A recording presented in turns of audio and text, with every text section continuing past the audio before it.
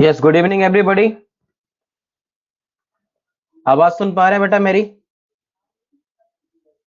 आवाज सुन पा रहे हैं? ओके ओके बेटा, चलिए जी, तो आज की क्लास हम लोग स्टार्ट करते हैं। अभी तक हम लोगों ने एक स्क्रीन एक्स्ट्रा आ रही है, 1 मिनट इसको हटाते हैं।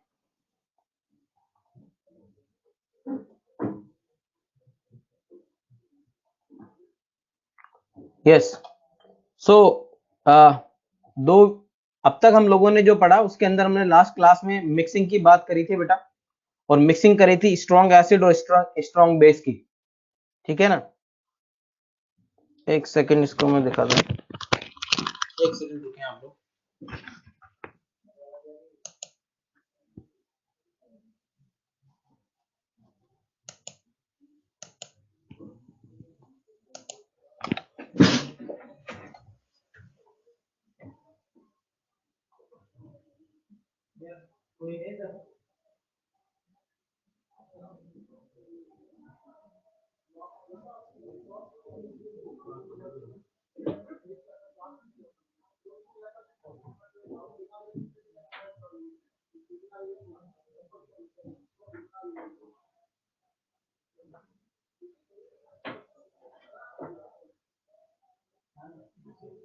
सर एक वो पहले मैंने OBS वाला को लिया था, तो अब ये क्योंकि पिछली बार वो सर ने बताया दूसरा, अब ये एक्स्ट्रा स्क्रीन आ रही है, इसको थोड़ा सा कौन सी आ रही है, ये छवि है ना। हाँ, ये अरे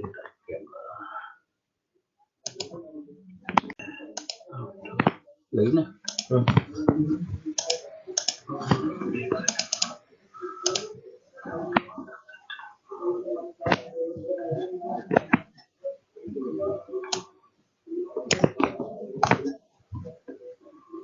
एक एक्स्ट्रा आ रही ना। हाँ हाँ हाँ, ये वाला लास्ट वाला पूरा, ये और एक्स्ट्रा है।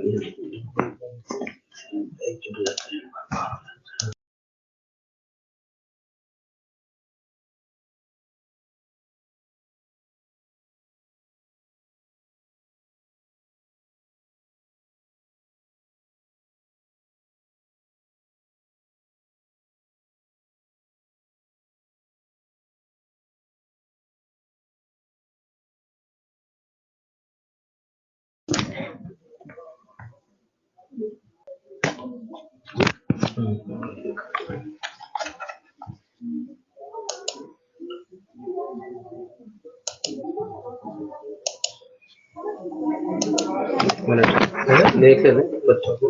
हाँ सही आ रहा आवाज। हाँ हाँ बेटा, आवाज सही आ रही है ना? Okay okay, yes. तो बेटा लास्ट क्लास हम लोग पढ़ रहे थे mixing of strong acid strong base, इनका मिक्सिंग हम लोग कर रहे थे बेटा। आज उससे आगे हमको चलना है, और आज हम लोग ले रहे हैं मिक्सिंग ऑफ 2 वीक एसिड। पिछली बार दोनों स्ट्रॉन्ग थे, वो एसिड हो या बेस हो, हमने देखा था। लेकिन इस बार हम बात कर रहे हैं कि दोनों एसिड है और दोनों के दोनों वीक है, क्योंकि स्ट्रॉन्ग का केस हम देख चुके हैं। बात थोड़ी वीक की बात करें तो मान लीजिए हम लोगों ने एक वीक एसिड लिया है H,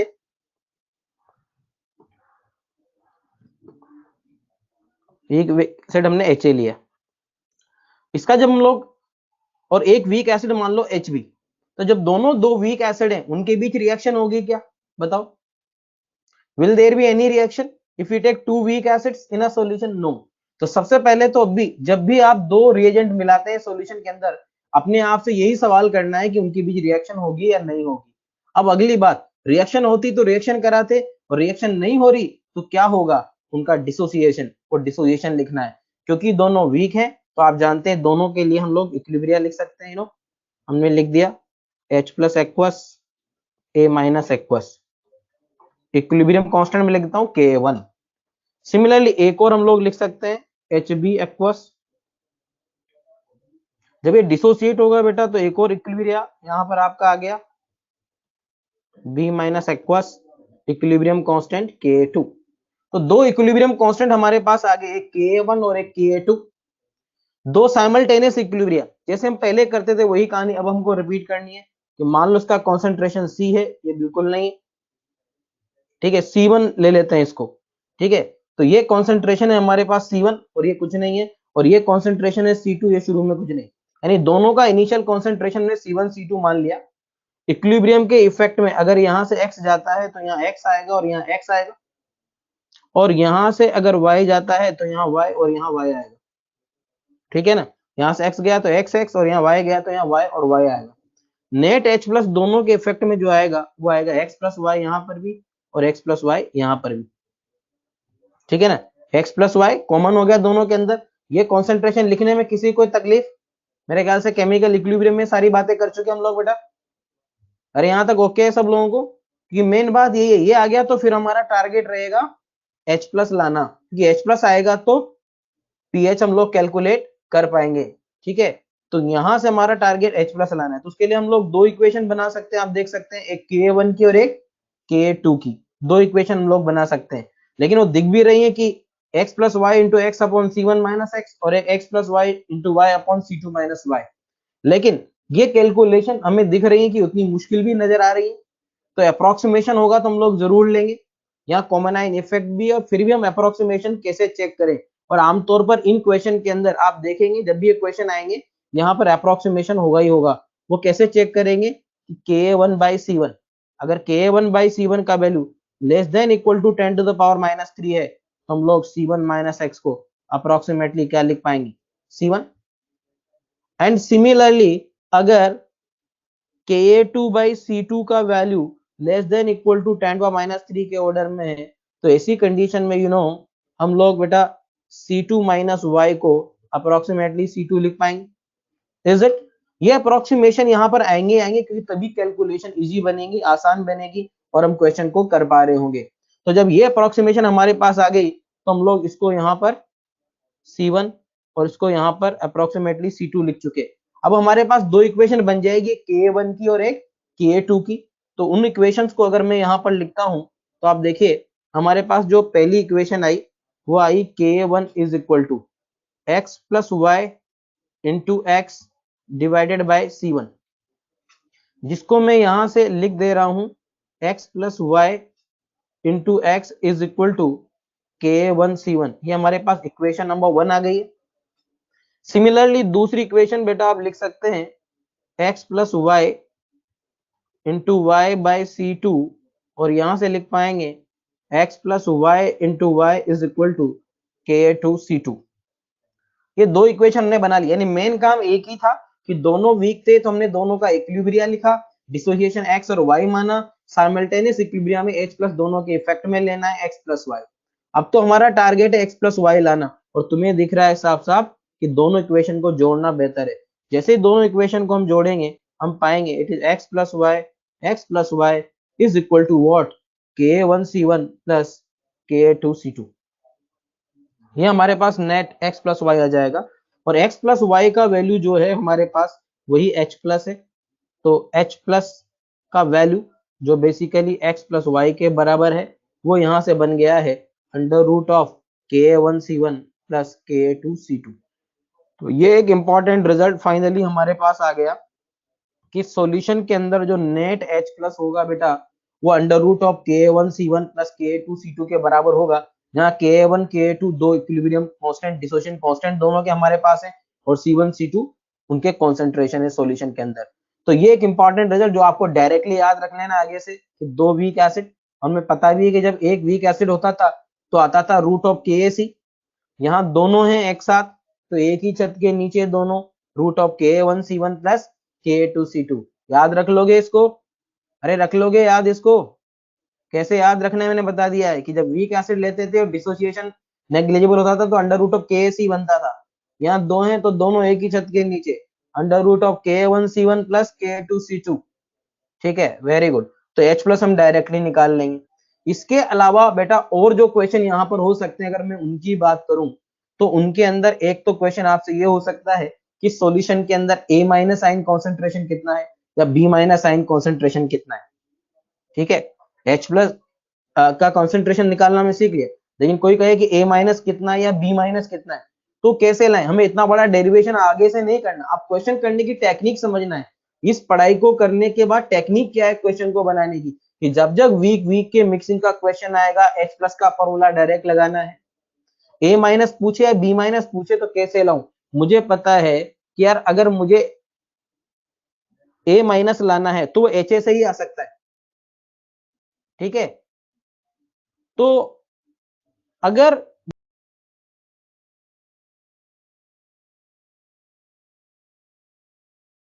H प्लस को आगे से जब भी क्वेश्चन आना, हमें क्वेश्चन करना होगा तो हम कैसे करेंगे? स्क्रीन गई थी, अब आ गई होगी। ओके, अब यहां पर जरा देखिए कि H plus A minus by HA ये हमने लिख देना है। तुम्हें पता है H प्लस का कॉन्सेंट्रेशन हम ऑलरेडी कैलकुलेट कर चुके हैं, that we have done already. A minus हमको लाना है और HA का वैल्यू तुम्हें पता है कि यार ये हम कैलकुलेट कर चुके, ये हमें मालूम करना है। और HA का कॉन्सेंट्रेशन हमको मालूम है कितना, C1। तो बताओ K1 मालूम है, A माइनस आ गया कि ना आ गया? Is that clear to everybody कि कैसे कैलकुलेशन करनी है? समझ में आई बात? जैसे मान लो किसी ने मिला है एसिटिक एसिड फॉर्मिक एसिड, पूछता है एसिटेट आयन कितना है तो मुझे K ऑफ एसिटिक एसिड लिखना है, और अगर पूछता है फॉर्मेट आयन कितना है सॉल्यूशन में तो मुझे फिर K of formic acid लिखना है। तो similarly now I can say, if I write here, I can say Ka2 is equal to what? H plus into B minus divided by HB। ठीक है, H plus कैलकुलेट हम कर चुके हैं, वापस मैं कहूंगा ये डायरेक्ट फॉर्मूला हमारे पास, B माइनस हमको लाना है। ठीक है, HB, और HB अगर मुझे लाना है तो HB का वैल्यू मेरे पास है ऑलरेडी कितना, C2। तो जैसे C2 रखूंगा मेरे पास सिर्फ एक अननोन बचा B माइनस, तो इसका भी कैलकुलेशन हम लोग कर सकते हैं। Is that clear to everybody? तो कहने का मतलब ये है फाइनली 100 बातों की एक बात, KW लेने की कोई जरूरत नहीं, आएगा तो प्लस रूट ऑफ KW जोड़ दो। फिर भी अगर किसी को लगता है कि बहुत कम आ रहा है, तो हमें पता है जब वीक का केस होता था तो रूट में KW आ जाता था, तो वो कर लेंगे, लेकिन ऐसी जरूरत आमतौर पर यहाँ पड़ेगी नहीं।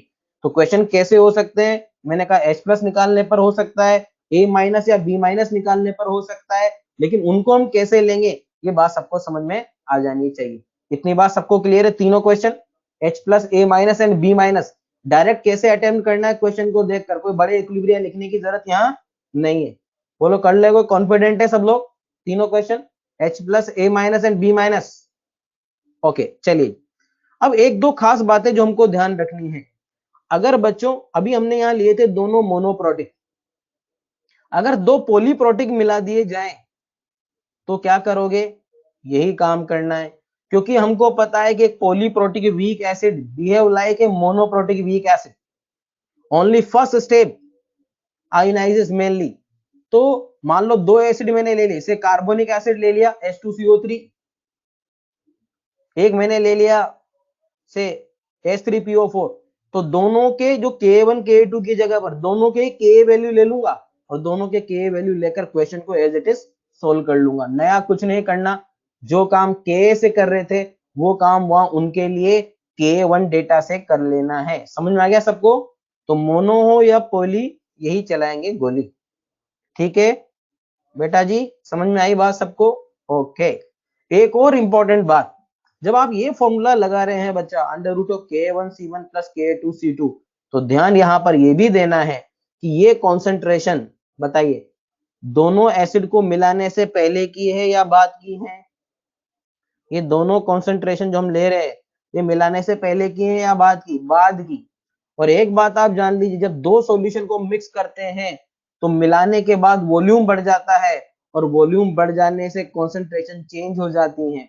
तो अगर फाइनल सॉल्यूशन के बाद आफ्टर मिक्सिंग की कॉन्सेंट्रेशन है तो C1 C2 लेना है, लेकिन अगर मिलाने से पहले की कॉन्सेंट्रेशन दे रखी है तो फिर हमको आफ्टर मिक्सिंग कॉन्सेंट्रेशन मालूम करनी पड़ेगी। तो मैं यहाँ पर लिख भी दे रहा हूँ इस बात को पहले तो, कि यहाँ जो C1 C2 हम ले रहे हैं, here C1 and C2 are concentration after mixing.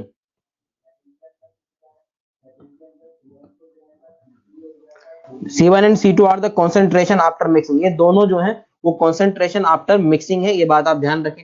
अब बात ये है कि सपोज हमको मिलाने से पहले की कॉन्सेंट्रेशन दे रखी, सपोज हमको मिलाने से पहले की कॉन्सेंट्रेशन दे रखी है। अगर मिलाने से पहले की कॉन्सेंट्रेशन दे रखी है तो ऐसी कंडीशन में हम लोग मिलाने के बाद की कॉन्सेंट्रेशन कैसे लाएं, वो हम यहाँ जानना चाह रहे हैं।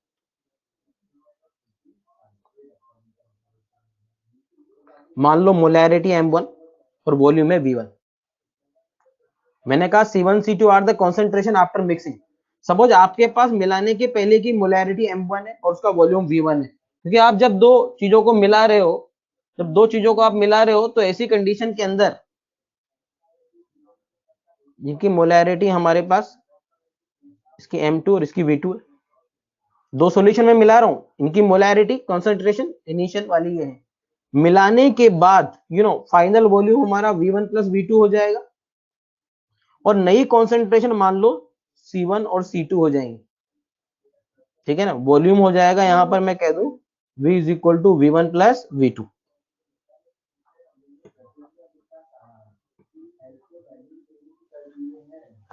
Total volume V1 plus V2 हो गया और नई कॉन्सेंट्रेशन चेंज होकर के C1 एंड C2 आ गई, ठीक है। तो अगर आफ्टर मिक्सिंग की कॉन्सेंट्रेशन C1 और C2 है हमारे पास, तो ये मैं कैसे लेकर के आऊं, तो यहां पर मैं कहूंगा C1 इज इक्वल टू, क्या करना है हमको, हमें पता है मिक्स करने पर वॉल्यूम बढ़ा है, मोल तो वो के वही है ना, बहुत सीधी सोच हमें रखनी है। मिलाने के बाद वॉल्यूम तो बड़ा है, मोल वो के वही है या चेंज हो गए बताओ। अरे रिएक्शन जब हम मान ही नहीं रहे तो मोल तो सेम ही रहेंगे, और सेम रहेंगे तो मोल पहले कितने थे, अभी भी है M1 V1, तो M1 V1 divided by V1 plus V2, ये C1 हो गया, और C2 इज इक्वल टू क्या हो जाएगा, M2 V2 divided by V1 plus V2, ठीक है। मोल सेम रहेंगे तो M1 V1 divide by total volume M2 V2 divide by V1 plus V2। मैं तो आपसे कहता हूं कि सपोज आपने तीन सॉल्यूशन मिलाए तो आपको क्या करना था, M1 V1 upon V1 plus V2 plus V3। Is it, समझ में आ रही बात, मोल अपॉन टोटल वॉल्यूम कर देना है, नई कॉन्सेंट्रेशन आपकी आ जाएगी। और मैं वापस कह देना चाहता हूं कि जो भी फॉर्मूला हमने डिराइव करा था root of Ka1C1 plus Ka2C2 का H प्लस के लिए, उसके अंदर जो भी कॉन्सेंट्रेशन लेनी है वो मिलाने के बाद ही लेंगे, ठीक है। अब यहां पर जरा देखिए, ये तो हमारे पास बात आ गई।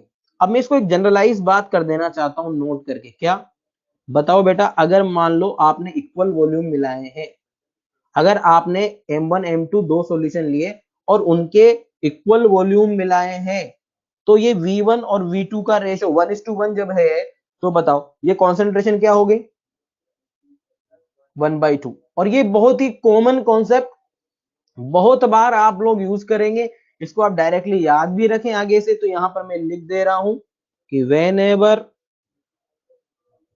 Equal volumes of two solutions are mixed, equal volume of two solutions are mixed, resultant solution reduced to half, resultant solution in resultant solution concentration reduced to half are mixed, then in resultant solution concentration reduced to half। तो इस बात को आप आगे से direct बहुत आसानी से इस बात को आप समझ सकते हैं और डायरेक्ट इस बात को यूज करें कि जब जब आप इक्वल वॉल्यूम लगाएंगे, इक्वल वॉल्यूम मिलाएंगे, तो दोनों सॉल्यूशन की जो कॉन्सेंट्रेशन होगी हाफ हो जाएगी। क्यों हो जाएगी, समझ आ गई बात। ऐसे अगर मैं आपसे कहूं कि अगर मैं तीन सॉल्यूशन मिलाएं और तीनों के इक्वल वॉल्यूम मिलाएं तो कॉन्सेंट्रेशन क्या हो जाएंगी, तब बताओ। हमने तीन सॉल्यूशन मिलाएं, सबके इक्वल वॉल्यूम मिलाएं तो इट विल रिड्यूस टू 1/3, दो मिलाएं इक्वल वॉल्यूम तो रिड्यूस टू हाफ। तो ये सब जनरल बातें हैं जिनका हमें ध्यान रखना है आगे से। तो कुल मिलाकर वीक वीक का मिक्सिंग और क्या प्रिकॉशन रखनी है, दोनों बातें हमारी खत्म हो गई। मैं आपसे एक बात और पूछना चाहूंगा कि अगर मान लो मैं दो वीक एसिड मिलाता तो OH माइनस कॉन्सेंट्रेशन कहां से लाते, सेम स्टाइल, डायरेक्ट फॉर्मूला लगाएंगे अब कि अगर आपने दो वीक बेस मिलाए हैं तो H प्लस की जगह क्या कर दो, OH minus equal to under root of Kb1C1 plus Kb2C2। Do agree और नॉट? अरे कर लोगे, दो वीक बेस मिलाए जाएंगे तो बस OH minus under root is equal to under root of Kb1C1 plus Kb2C2 लगा देना है, बस ये बात हमको समझ लेना है, ठीक है। तो ये हुआ mixing of two weak acid. आगे बढ़ते हैं बेटा, और नेक्स्ट हम लोग पढ़ेंगे अब वीक वीक का मिक्सिंग की कहानी खत्म हो गई, कोई भी क्वेश्चन आए आप बड़ी आसानी से कर पाएंगे। आगे हम क्या करते हैं, अब एक वीक लेंगे और एक स्ट्रॉन्ग लेंगे, लेकिन ध्यान रखिए अभी भी नेचर सेम रखिए, that means either both are the acids और बोथ आर द बेसिस। तो नेक्स्ट आता है हमारा mixing of weak acid and strong acid. Next one here is mixing of weak acid and strong acid. Mixing of weak acid and strong acid पर आ जाइए। मान लीजिए हमारे पास एक वीक एसिड है, मैं डायरेक्ट एक एग्जांपल लेके समझाता हूँ, और इसका कोई फॉर्मूला नहीं है, अब हमको तरीका समझना पड़ेगा बेटा। जैसे मान लीजिए हमने एक एग्जांपल लिया कि हमारे पास सपोज एक है एसिटिक एसिड और एक है हमारे पास HCl, दोनों का कुछ कंसंट्रेशन C1 और C2 हमको दे दिया गया है, ठीक है। एक का कंसंट्रेशन C1 है और एक का C2 दे दिया हमको, एक वीक एसिड और एक स्ट्रॉन्ग एसिड। वीक एसिड का Ka दिया होगा, दैट यू नो, इसका Ka वैल्यू हमको गिवन है जो भी है, और HCl C2 दोनों के एक्वस सॉल्यूशन है, ठीक है। एक्वस सॉल्यूशन दोनों के, और दोनों कॉन्सेंट्रेशन आफ्टर मिक्सिंग किए फाइनली सॉल्यूशन के अंदर है। यहाँ पे मैं कहूंगा जो भी कॉन्सेंट्रेशन हम ले रहे हैं वो फाइनली ले रहे हैं, आफ्टर मिक्सिंग ले रहे हैं। अब बताओ इनमें वापस कोई रिएक्शन का चांस तो है नहीं। अब रिएक्शन का चांस नहीं, जब इनको सॉल्यूशन में डालोगे बेटा तो इनका क्या होगा, डिसोसिएशन होगा।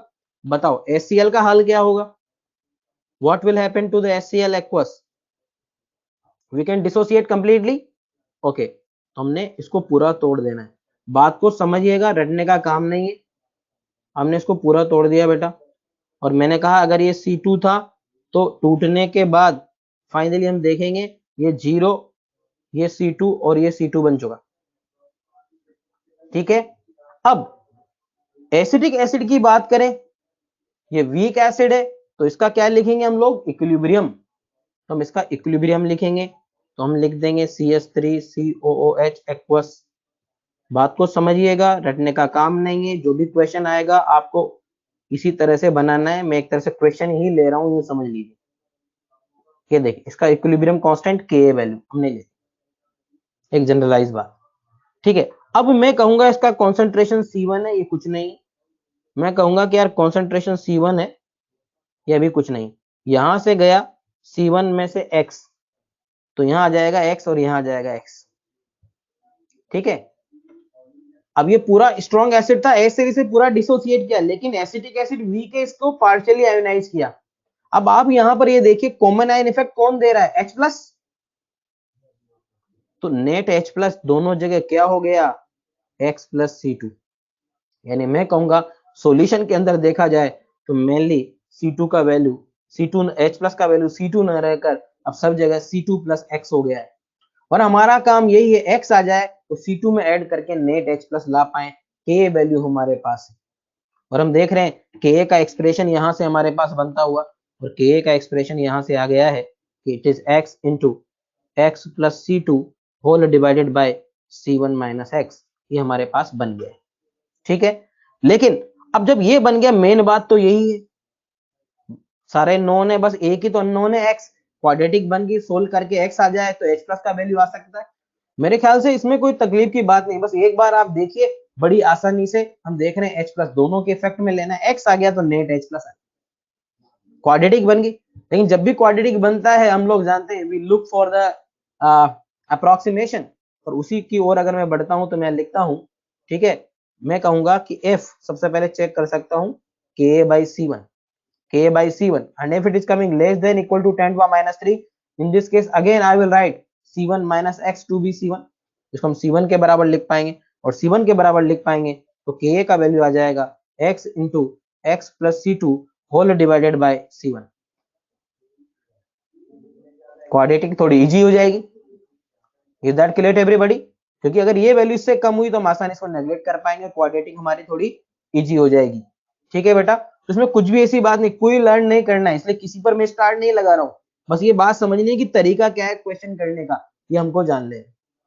यहाँ भी क्वाड्रेटिक बन गई। अब कहानी ये है कि सर x को C2 के मुकाबले नेगलेक्ट कर सकते हैं क्या? अब सवाल ये उठा कि क्या C2 के मुकाबले x को नेगलेक्ट कर सकते हैं क्या?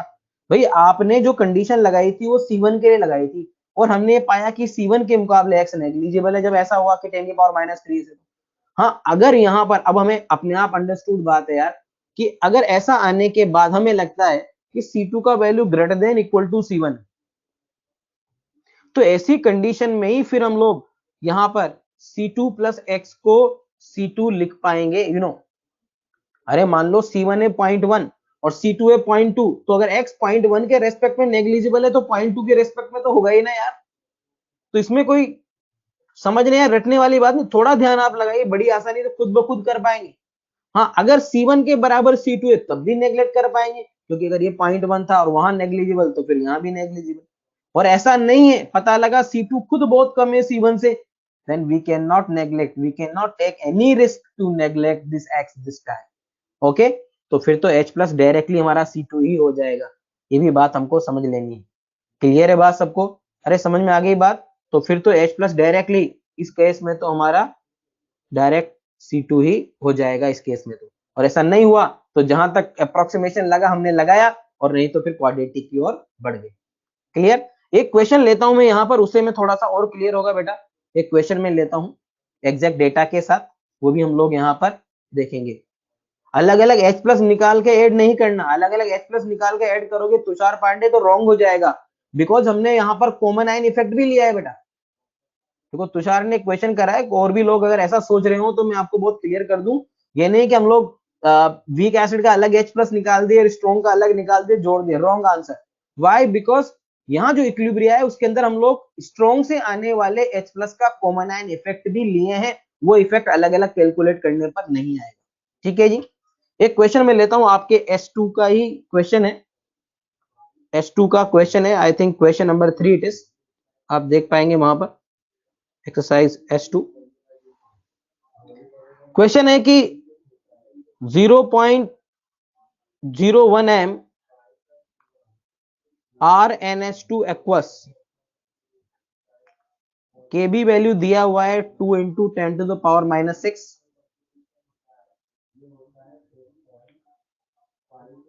और सॉल्यूशन में है साथ में 10⁻⁴ m NaOH aqueous, ये दोनों एक सॉल्यूशन में एक साथ मौजूद हैं। Then find OH minus in solution. आपसे कहा गया कि OH माइनस सॉल्यूशन में कितना होगा, ये हमसे पूछा जा रहा है। How we can calculate? First of all you look at the question, what do you find?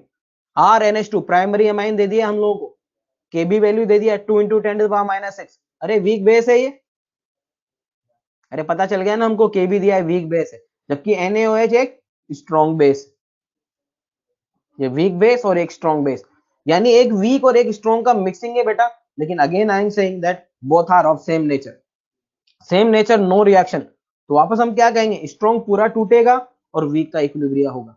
Do agree और नॉट? कैसे करें इक्विलिब्रिया? यू कैन राइट, अपनी अपनी कॉपी में आप मुझसे पहले लिखें कि क्या इक्विलिब्रिया आने चाहिए, कैसे क्वेश्चन सोल्व करें, किस हद तक अप्रोक्सीमेशन लगेगा, और कहां पर अप्रोक्सीमेशन की गाड़ी हमको रोकनी है, किस हद तक अप्रोक्सीमेशन जाएगा, इस प्रैक्टिकल एग्जांपल से हम बात को समझ पाएंगे। किया है किसी ने? किस किस ने कर लिया है? आपको आइडिया होना चाहिए कि क्या इक्विलिब्रिया होगा, अप्रोक्सीमेशन कहां तक जाएगा, कहां जाके रुक जाएगा। Kb वैल्यू 2 × 10⁻⁻6, NaOH का कोई Kb नहीं है सुधाकर, ठीक है, अतुल यादव, ठीक है, NaOH का कोई Kb नहीं है क्योंकि स्ट्रॉन्ग बेस है, इसलिए Kb की जरूरत ही नहीं है। चलिए देखते हैं आप लोगों ने क्या किया है, और अब मैं क्या करता हूं, मैं क्या कर रहा हूं, वीक बेस के इक्विलिब्रिया से ही OH माइनस आ रहा है, इसलिए इसी को डायरेक्ट लिख रहा हूं। आमतौर पर जो वीक बेस होते हैं they give the OH minus, but this is amine, directly इसका OH माइनस नहीं है, तो इसका इक्विलिब्रिया लिखने के लिए मैं क्या करना पड़ेगा, बताओ जरा कैसे लिखूं इसका इक्विलिब्रिया, प्लस क्या करूं, H2O। जब ऐसे बेस आ जाएं जिनके पास खुद के पास OH माइनस नहीं है, तो मैं प्लस H2O लिखकर उनका इक्विलिब्रिया लिखना है। ये H2O से H प्लस जब लेगा तो क्या बना लेगा, RNH3 प्लस एक्वस, और H प्लस जब बाहर ले लेगा तो बाहर आ जाएगा OH minus aqueous, equilibrium constant Kb। RNH2 plus water, RNH3 plus aqueous plus OH minus aqueous, equilibrium constant Kb, ये हमने सबसे पहले लिख दिया, जो कि हमारा 2 × 10⁻⁶ है, दैट यू नो इज 2 × 10⁻⁶। अब बेटा इसका कॉन्सेंट्रेशन हमने लिख दिया 10⁻⁻²। एक बात और देखो, मैं हमेशा प्रेफर करता हूँ और आप लोगों को भी कहना चाहूंगा कि पॉइंट वाइन हटाओ, 10 की पावर लाओ। पावर लाने से बहुत सारी कैलकुलेशन में गलती होने का चांस हट जाता है, तो पावर में कन्वर्ट कर लो। हमने कहा कि ये हमारे पास कुछ नहीं था, और OH minus we can take from common ion, common ion is NaOH that will dissociate completely, so I write 10⁻⁴। ये कहां से आ रहा है, फ्रॉम NaOH, ये मैंने 10⁻⁴ लिख दिया। अब मैं कहूंगा कि 10⁻⁴ में से गया x, तो यहाँ आ जाएगा x और यहाँ हो जाएगा 10⁻⁴ plus x। Is that clear to everybody? ये हमारे पास आ गया, देखो OH माइनस NaOH से आ गया कॉमन आयन, 10⁻⁴ ले लिया और x आ गया। अब मैं क्या देखता हूं, Kb/C, अरे नेग्लिजिबल है कि नहीं, Kb/C नेग्लिजिबल है कि नहीं, अरे Kb और 10⁻², 10⁻⁴ के ऑर्डर में जा रहा है, तो बड़ी आसानी से मैं यहाँ पर इसको 10⁻² लिख सकता हूं। लेकिन ध्यान दीजिए, क्या मैं इस x को, दूसरे x को नेग्लेक्ट कर पाऊंगा 10⁻⁴ के रेस्पेक्ट में? You tell me. हमने ये कहा कि 10⁻² के रेस्पेक्ट में x नेग्लिजिबल है because Kb/C less than 10⁻3, but we can not neglect again this x compared to 10⁻⁴. Why? Because 10⁻⁴ खुद 10⁻² से बहुत छोटा है, तो हम इसको नेग्लेक्ट करने की भूल यहाँ ना करें, ऐसी कोई रिस्क हम लोग ना लें। हो गया जो अप्रोक्सीमेशन लेना था, इतने पे ही संतुष्ट हो जाओ, ज्यादा लालच मत करो, है ना, लालच बुरी बला है, पढ़ा है हम लोगों ने। तो अब लालच नहीं करना, अब तो क्वाड्रेटिक के साथ जाना है ना। और हमने कह दिया कि Kb that is 2 × 10⁻⁶ is equal to x × 10⁻⁴x 4 plus x that divided by 10⁻²। we can solve it for x, x का वैल्यू यहाँ से आ जाएगा और x का वैल्यू आ जाएगा, तो फाइनल आंसर जो OH माइनस का होगा that will be 10⁻⁴ plus x, और यहाँ से हम इसका फाइनल आंसर मालूम कर पाएंगे। बोलो बच्चा, सब लोगों को क्लियर है? Everybody here? बाद में किसी तरह की कोई दिक्कत नहीं होनी चाहिए। देखो यहाँ मैंने कोई फॉर्मूला नहीं दिया है, वीक एसिड स्ट्रॉन्ग एसिड हो या वीक बेस स्ट्रॉन्ग बेस हो, इनका क्वेश्चन का मैंने कोई फॉर्मूला नहीं दिया है। आपको यही काम करना है, इक्विलिब्रिया लिखना है, वीक का स्ट्रॉन्ग का कॉमन आयन डायरेक्ट ले लेना है, फिर उसके इफेक्ट में क्वाड्रेटिक बने तो वो सोल्व करनी है, और अप्रोक्सीमेशन जितना लग जाए वहां लगा, जहां रुक गए वहां रुक गए। जैसे हमने यहाँ देखा कि यार एक x नेग्लिजिबल था, लेकिन दूसरी बार हम x को नेग्लेक्ट नहीं कर पाए, तो 10⁻⁴ खुद अपने आप में बहुत छोटा वैल्यू, तो जो भी कैलकुलेशन आप कर पाएंगे और सोल्व कर पाएंगे। ओके, जब सब लोग कह रहे हैं कि हमें समझ में आ गया है, तो आगे बढ़ते हैं। अब देखिए बेटा, हमने जब वीक की बारी आई तो वीक एसिड में वीक एसिड मिलाया और वीक एसिड में स्ट्रॉन्ग एसिड मिलाया, लेकिन हम लोगों ने वीक के साथ कभी एसिड बेस वाला रिएक्शन ना कराया, कभी हमने वीक एसिड में स्ट्रॉन्ग बेस नहीं मिलाया और ना ही वीक बेस में स्ट्रॉन्ग एसिड मिलाया। अब वो मिलाते हैं, और वो जब मिलाएंगे तो क्या होगा, तुम बताओ। अगर एक एसिड में एक बेस मैंने मिला दिया तो क्या होगा, अगर एक एसिड में एक बेस हमने मिला दिया तो रिएक्शन होगी, और जब रिएक्शन होगी तो क्या बनेगा बच्चा, सॉल्ट। आप पढ़ चुके हैं, जब एसिड बेस रिएक्ट करते हैं तो फिर सॉल्ट प्लस वाटर ये हमारा बनता है, तो न्यूट्रलाइजेशन होगा। और मैं आपको बार बार एक बात कह रहा हूं, इस बात को सब लोग कान खोल के सुन लें, ऐसे ऐसे करके सुन लें, बहुत इंपॉर्टेंट, कि अगर आपने 2 रिएजेंट मिलाए हैं, 3 रिएजेंट मिलाए हैं, मिक्सिंग की है और उनके बीच रिएक्शन हो सकती है, तो सारा काम छोड़कर सबसे पहले हमको उनका रिएक्शन लिखना है और कुछ नहीं सोचना। प्रणव सिंह, सिर्फ एक बात सोचनी है, रिएक्शन लिखो, रिएक्शन के बाद क्या बना वो सोचेंगे।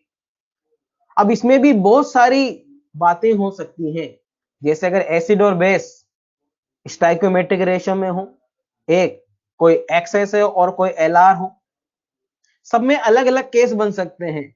हम पहला केस मानते हैं कि हमारा एसिड और बेस, देखो मैं जो कह रहा हूं उस बात को समझना, बहुत सारी बातें हो सकती है। अगर मैंने लिखा कि यार एसिड प्लस बेस दोनों रिएक्ट करके क्या बना लेंगे, सॉल्ट प्लस वाटर।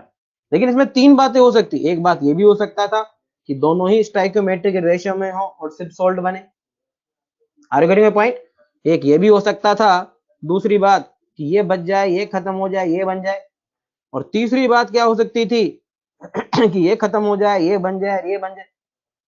अब अगर आप पहले केस को देखो, इन सबको हम बाद में देखेंगे, पहले नंबर वन बात करते हैं कि दोनों स्टाइकोमेट्रिक रेशियो में, तो क्या बनेगा? सिर्फ सोल्ट। और जब अकेला सोल्ट का सॉल्यूशन है तो उसको कैसे सोल्व करना है? There will be the salt hydrolysis. जब अकेला सोल्ट का सॉल्यूशन होगा तो उसको हम क्या कहेंगे कि यार जो भी आंसर आएगा सोल्ट हाइड्रोलिसिस से आएगा। मेरा क्वेश्चन पहले आपसे यह है कि जब एसिड बेस रिएक्ट करेंगे और सोल्ट बना लेंगे, क्या इस सॉल्यूशन का पीएच न्यूट्रल हो? ये जरूरी है। एसिड बेस बराबर बराबर थे, दोनों कंप्लीटली रिएक्ट कर गए, क्या ये सॉल्यूशन न्यूट्रल हो? ये जरूरी है? नो, कि न्यूट्रल हो भी सकता है और नहीं भी हो सकता। और अगर न्यूट्रल नहीं हुआ तो उसका एक ही वजह है, सॉल्ट का हाइड्रोलिसिस, जिसे हम कहते हैं सॉल्ट हाइड्रोलिसिस। तो क्या होता है सॉल्ट हाइड्रोलिसिस और उससे कैसे निकालते हैं पीएच, ये हम लोग यहाँ पर जानते हैं बेटा। तो next to come to the directly salt hydrolysis, ये तो बात आप समझ ही गए। I come to the next salt hydrolysis.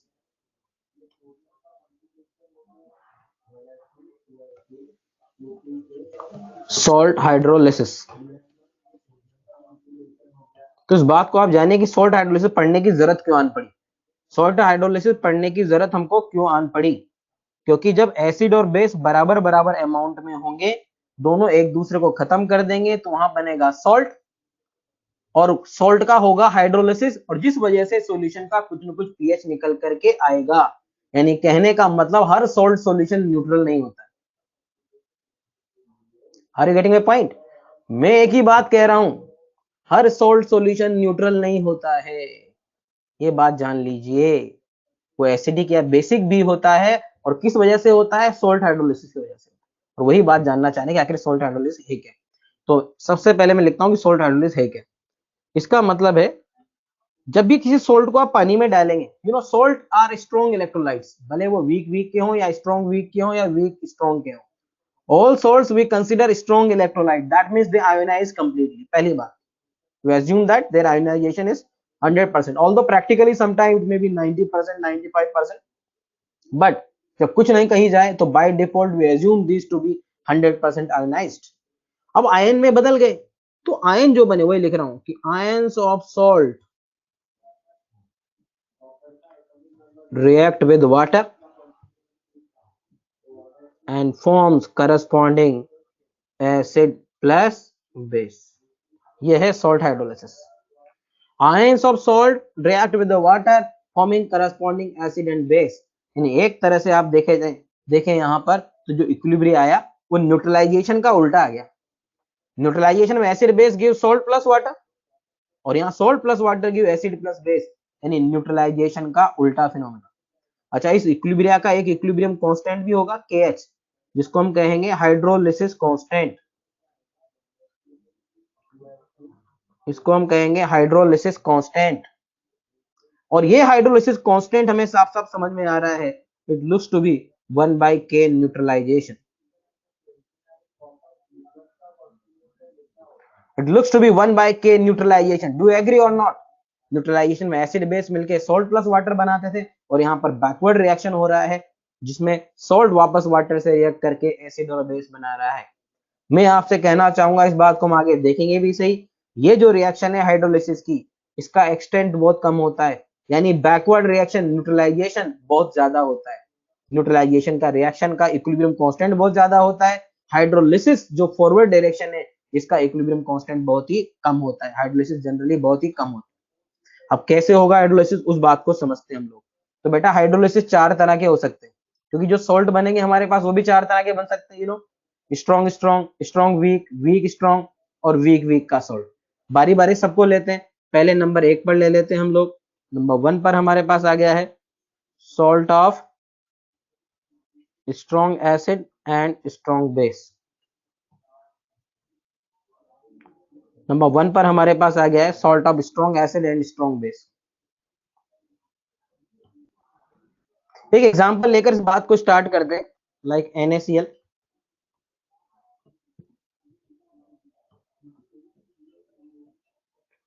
NaCl aqueous solution हमारे पास बन गया, प्लस वाटर एच पर द डेफिनेशन, वाटर से रिएक्ट कराएंगे और वाटर से रिएक्ट करके करस्पॉन्डिंग क्या बना लेगा, एसिड बेस दोनों, Na plus aqueous HCl aqueous.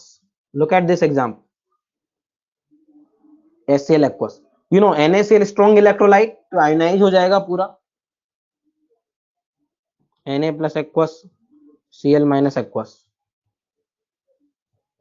with H2O, you know it will give you, अच्छा NaOH स्ट्रॉन्ग बेस है, पूरा टूट जाएगा, जो स्ट्रॉन्ग होते हैं वो पूरे पूरे टूट जाते हैं सॉल्यूशन के अंदर, HCl भी स्ट्रॉन्ग एसिड है, पूरा टूट जाएगा।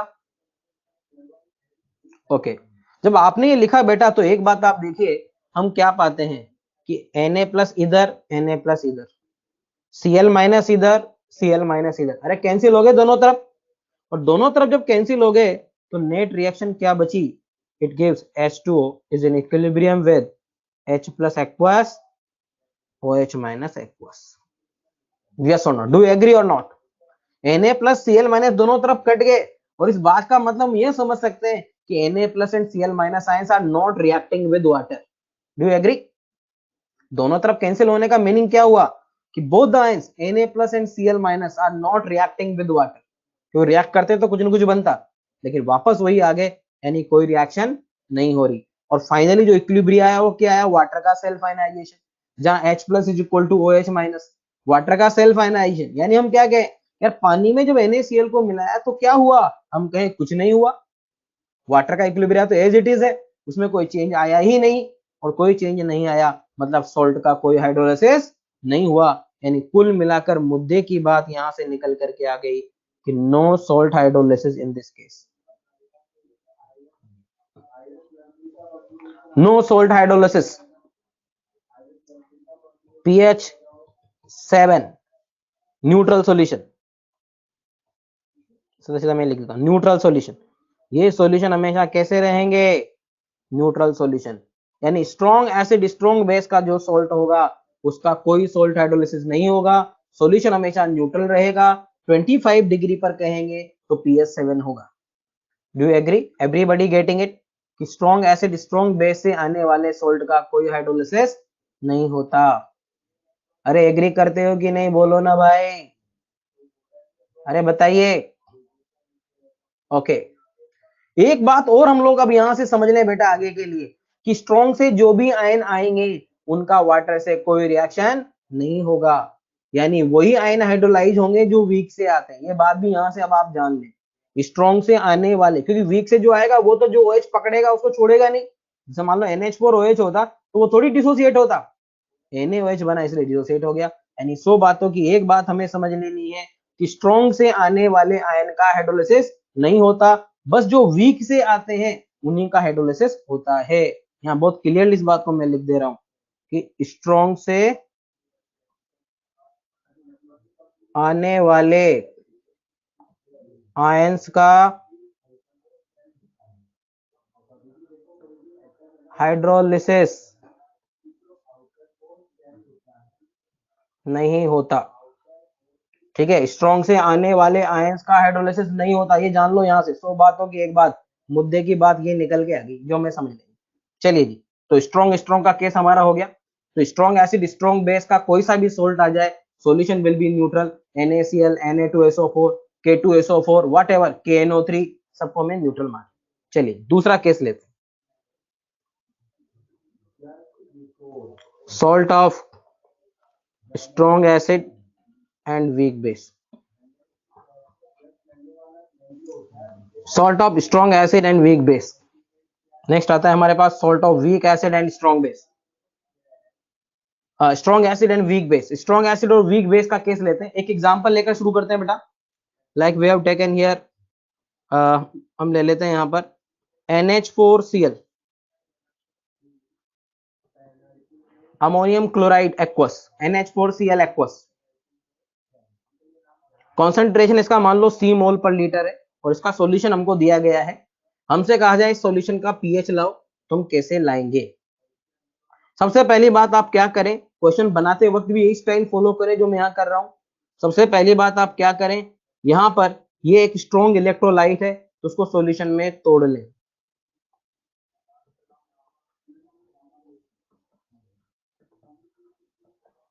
अब मुझे बताइए अमोनियम आयन का हाइड्रोलिसिस होगा क्या? अरे अमोनियम आयन का हाइड्रोलिसिस होगा या नहीं होगा बोलो? यस और no? Ammonium will be hydrolysed और not? Yes. Why? Because it is coming from weak. Cl minus will be hydrolyzed or not? What about the Cl minus? No. Why? Because it is coming from strong. तो मैंने पहले बात लिख दी है, सिर्फ वही ion hydrolyse होंगे जो वीक से आते हैं, जो स्ट्रॉन्ग से आते हैं वो नहीं होंगे। आप देख रहे हैं it is coming from the weak base NH4OH and coming from the strong acid HCl। तो स्ट्रॉन्ग से आने वाला आयन हाइड्रोलाइज नहीं होगा, वीक से आने वाला आयन ही हाइड्रोलाइज होगा। पहली बात तो सब लोग समझ लें और जान, इसमें किसी को तकलीफ नहीं होनी चाहिए भाई।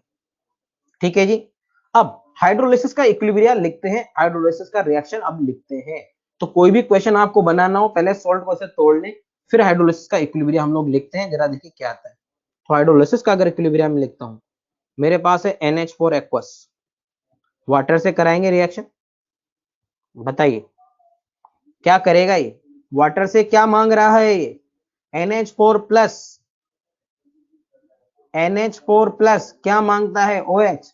अरे पॉजिटिव को OH माइनस ही मिल सकता है वाटर से, तो उसने NH4OH मांगा, इसने OH माइनस मांगा तो क्या बन गया? NH4OH एक्वस बन गया। अब OH माइनस मांगा तो बाहर निकल के क्या आ गया? H plus. अमोनियम आयन ने वाटर से रिएक्ट किया, NH4OH बन गया, बाहर निकल के क्या आ गया? H plus. और इस इक्विलिब्रिया का जो इक्विलिब्रियम कांस्टेंट है वो है KH। समझ आ रही है बात? इस इक्विलिब्रिया का जो इक्विलिब्रियम कांस्टेंट है वो है KH। Is it clear to everybody? अब जरा यहां पर मैं आपसे कहना चाहूंगा कि ये KH का वैल्यू किसके बराबर है? देखो NH4OH into H plus divide by KH upon NH4OH into H plus divide by ammonium ion, इसी के बराबर होगा ये। ठीक है, मैं इसको आपसे कहना चाहूंगा अगर कभी भी आ गए, एक बात मैं लिख देता हूं पूरा पूरा इसको, कि अगर हम देखें एग्जैक्टली तो यहां पर आप पाएंगे कि this value is equal to NH4OH into H plus whole divided by ammonium ion, इसके बराबर है ना? ये वैल्यू इसके बराबर है, प्रोडक्ट अपॉन रिएक्टेंट। ध्यान से अगर आप देखेंगे तो आप ये पाएंगे कि KH का ये जो वैल्यू है ना, ये हमेशा KW अपॉन जो भी वीक है उसके बराबर होगा, like V KB of NH4OH के बराबर। ये एक इंपॉर्टेंट रिजल्ट है जो आपको पता होना चाहिए। ये KH का वैल्यू हमेशा KW बाई KB के बराबर होगा। और हम कहते हैं सांच को आंच के, आप खुद चेक कर सकते हैं कि आंच नहीं है वाकई। कैसे? क्योंकि अगर हम KW लिखेंगे तो वो होता है H plus into OH minus. याद करिए KW क्या होता है? H plus into OH minus. और KB किसका है? वीक बेस NH4OH का, KB ऑफ NH4OH।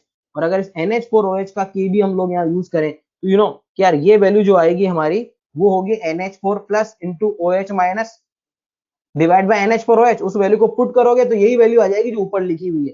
यानी कहने का मतलब आप घर पर इसको प्रूव कर सकते हैं, KW H plus into OH minus KB का वैल्यू रखें NH4OH का, you will get this expression. तो कुल मिलाकर आज के बाद एक बात समझ लें, KH का वैल्यू जब भी आएगा KW अपॉन जो भी वीक है, या वीक कौन है? बेस, इसलिए KW बाय KB आया। Do agree? अरे समझ में आ रही बात? KH का वैल्यू हमेशा KW अपॉन जो भी वीक है, वीक बेस NH4OH का KB। ठीक है, ओके। अब यहां पर शुरू करते हैं इसका कैलकुलेशन। तो मान लो इसका कॉन्सेंट्रेशन है C, ये नहीं है, ये नहीं। अब आप खुद भी कर सकते हैं मेरे बिना कहे, C minus x, x and x. मेरा इंतजार मत कीजिए, अब आप खुद करिए आगे। C minus x, x x, अरे आ गया कि ना आ गया ऐसा बोलो। एक और बात, अगर कोई यहां पर एक और टर्म में काम करना चाहता है, लाइक जैसे हम लोग पहले लेते थे alpha, alpha degree of dissociation होता था, उस अल्फा को यहां पर कहने लग जाते हैं डिग्री ऑफ हाइड्रोलिसिस। अल्फा की जगह आ जाता है स्मॉल h, उसको कहते हैं डिग्री ऑफ हाइड्रोलिसिस। तो बेसिकली अल्फा ही है, तो आप जानते हैं उसको लिख सकते हैं C इंटू 1 माइनस एच, ये बन जाएगा हमारा CH और ये बन जाएगा हमारा CH। C इंटू 1 माइनस एच, ये CH और ये CH, ठीक है ना? C इंटू 1 माइनस एच, ये CH और ये CH। यहां से अगर हम लोग देखें तो KH का वैल्यू क्या आ जाएगा? X square upon C minus x. और आप देख रहे हैं हमारा पीछा छोड़ ही नहीं रहा है ये फॉर्मूला।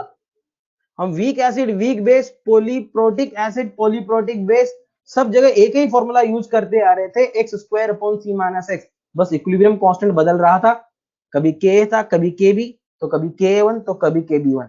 हम हाइड्रोलिसिस पर आ पहुंचे और आज भी फॉर्मूला वही है, x square upon C minus x, बस इक्विलिब्रियम कांस्टेंट के एच हो गया, इसको मैं आपको बता चुका हूं, it is K W by के। एट द सेम टाइम अगर हम यहां से देखें, सी एच अपॉन सी इंटू वन माइनस एच, क्या बन गया ये, H square C upon one minus H बन गया कि नहीं बन गया, बोलो, just like alpha square C upon one minus H.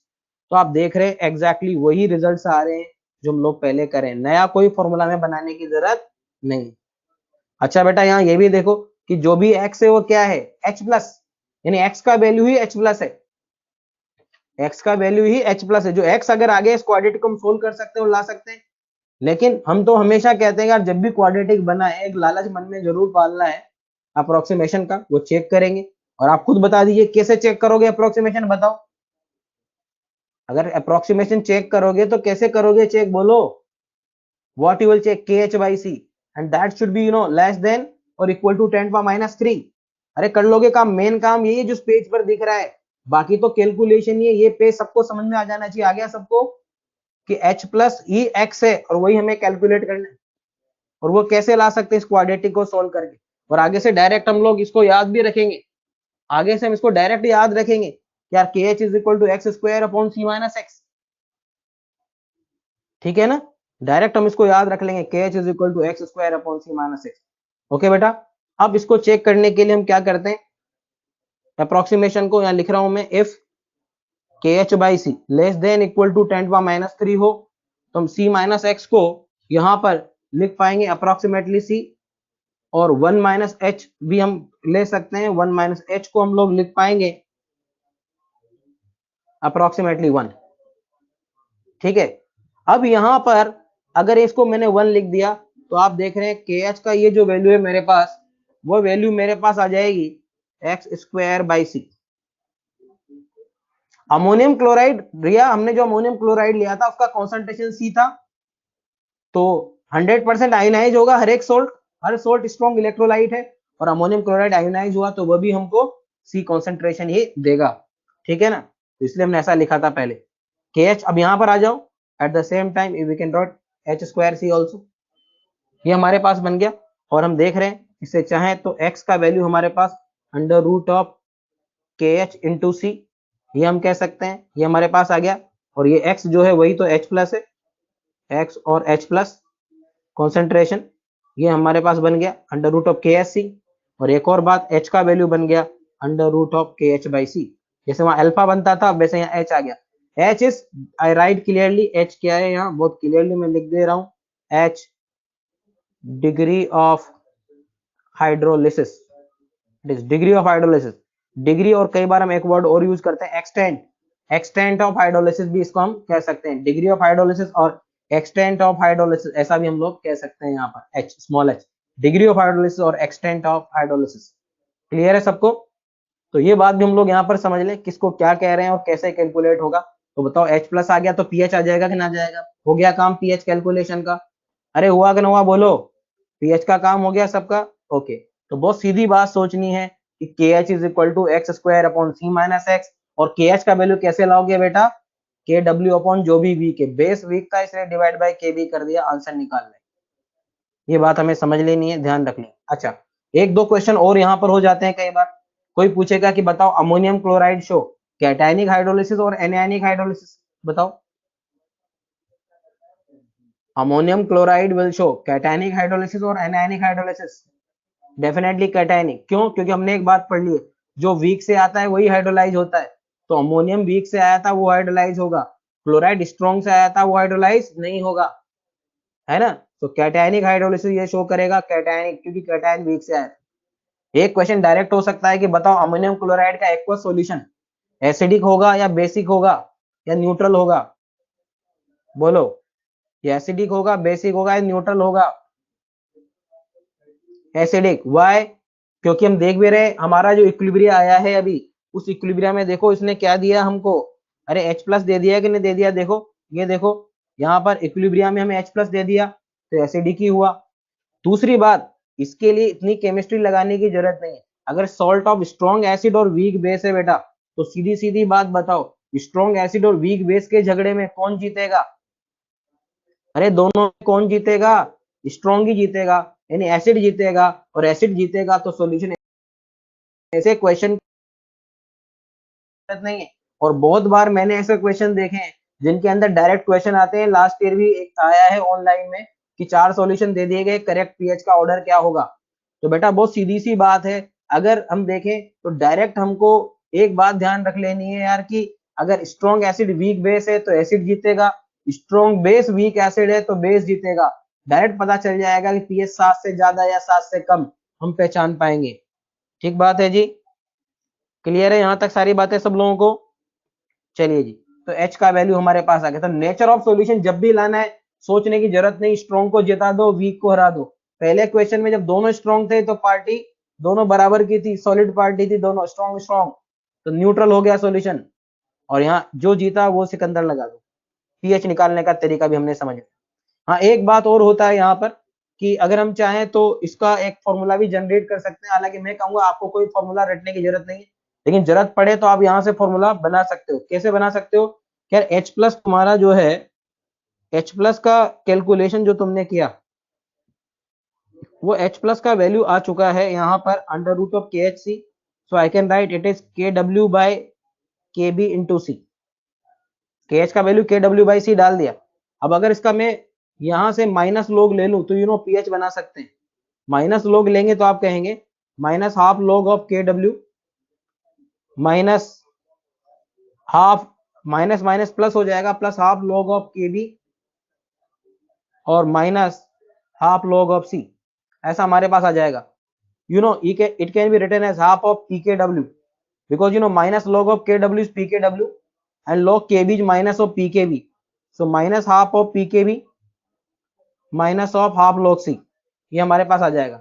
हम जानते हैं pkw का वैल्यू कितना होता है 7 या 14, तो 14/2 25 डिग्री पर देखें तो यही फॉर्मूला हम आगे ले जा सकते हैं, 7 minus half of pkb minus half of log c। तो ये हमारे पास फाइनली एक्सप्रेशन आ गया। लेकिन मैं वापस आपसे कहूंगा हमको ये फॉर्मूला रटने की कोई जरूरत नहीं है। ये फॉर्मूला हमारा तब आया है जब हमने अप्रोक्सीमेशन लिया, डाइल्यूशन माना। तो एग्जैक्ट चीज तो कहां से शुरू होती है और उसको रटने की जरूरत भी नहीं है, हम खुद ये काम कर चुके हैं अब तक का। और मैं कह चुका हूं एक ही बात याद रखना, कि H is equal to x square upon C minus x. X क्या लेना है? H plus. क्यों लेना है? क्योंकि सोल्यूशन कैसा था? Acidic.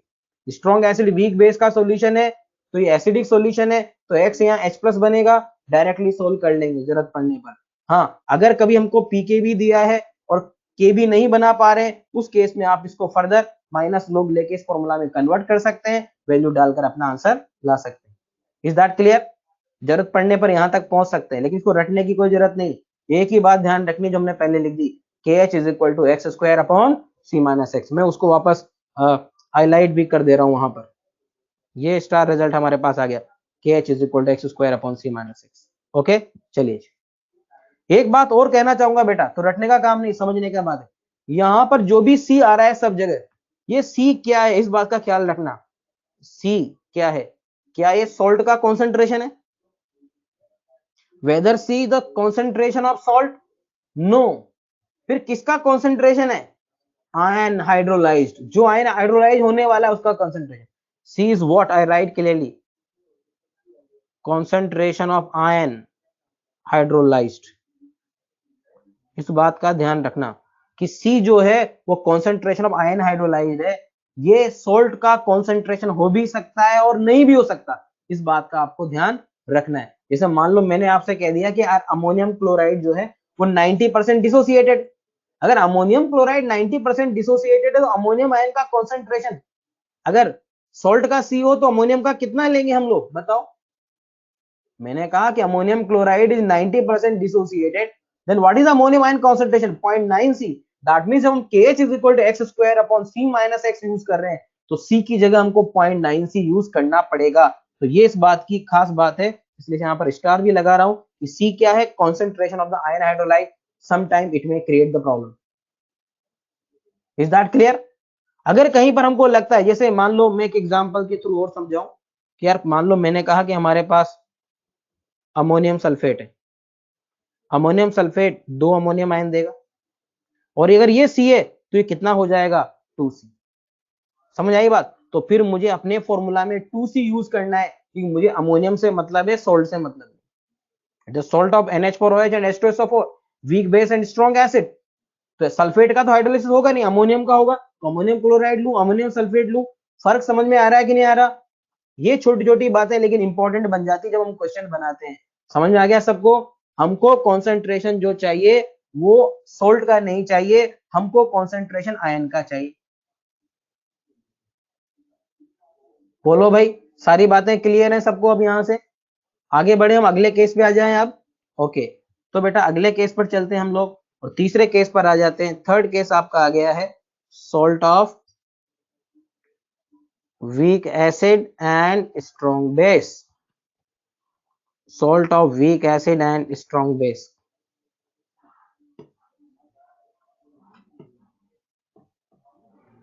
salt of weak acid and strong base, एक एग्जांपल लेते हैं, CH3CONA aqueous, concentration है C मोल पर litre. look at this, first of all sodium acetate, it is salt of strong base NaOH and weak acid acetic acid। सबसे पहले मेरा question आपसे ये है कि ये सॉल्ट जो है वो कैसा हाइड्रोलिसिस दिखाएगा, कैटायनिक और anionic? What type of hydrolysis will be shown by this salt? Yes, definitely anionic, because acetate is coming from the weak। तो ऐसा क्वेश्चन जब भी बनाना है पहले सॉल्ट को पूरा पूरा तोड़ लो। हम जान रहे हैं Na+ का कुछ नहीं होगा, एसिटेट का कुछ होगा। तो acetate ion will be hydrolyse, anion will undergo the hydrolysis, it will show the anionic hydrolysis। ये anionic hydrolysis शो करेगा, कैटायनिक नहीं। ये बात भी हम लोग यहाँ पर जानते हैं। क्लियर है बात सबको? तो it will show the anionic hydrolysis, it will not show the cationic hydrolysis। पहली चीज। दूसरी चीज, यहां पर सॉल्यूशन एसिडिक होगा या बेसिक, ये भी बता दो साथ साथ। बेसिक, क्योंकि स्ट्रॉन्ग जीतेगा, वीक हारेगा, वो सीधी सी बात। स्ट्रॉन्ग जीतेगा, वीक हारेगा। जैसे अभी इंडिया वैक्सीन के साथ स्ट्रॉन्ग है, कोरोना वीक है, तो इंडिया जीतेगा, कोरोना हारेगा। वैसे यहां पर बेस जीतेगा, एसिड हारेगा, सॉल्यूशन बेसिक होगा। ये बात यहां से तय हो चुकी। अब लिख लो इक्विलिब्रिया, अपनी अपनी कॉपी में लिखो जरा, अपनी अपनी कॉपी में इक्विलिब्रिया लिखो, क्या इक्विलिब्रिया आना चाहिए इसका।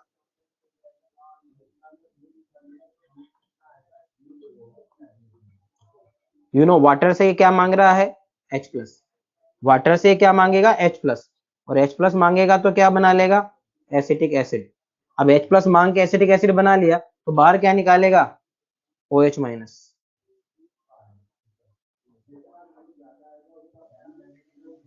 ठीक है, कैटायनिक हाइड्रोलिसिस का मतलब है कैटायन हाइड्रोलाइज हो रहा है, और एनायनिक हाइड्रोलिसिस का मतलब एनायन हाइड्रोलाइज हो रहा है। तो यहाँ पर एनायन वाटर से रिएक्ट कर रहा है, इसलिए इट इज एनायनिक हाइड्रोलिसिस।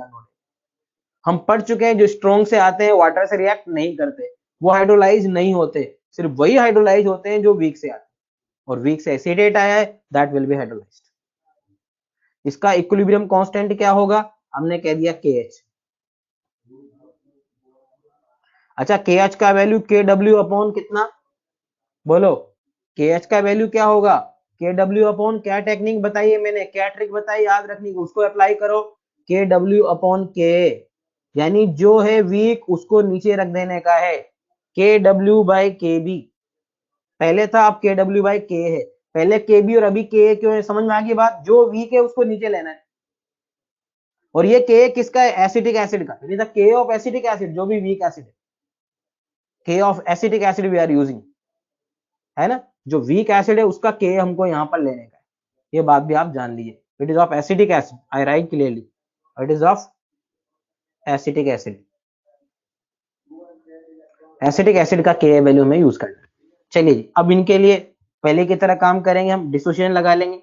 हमने कहा C कुछ नहीं, C-X, X एंड X।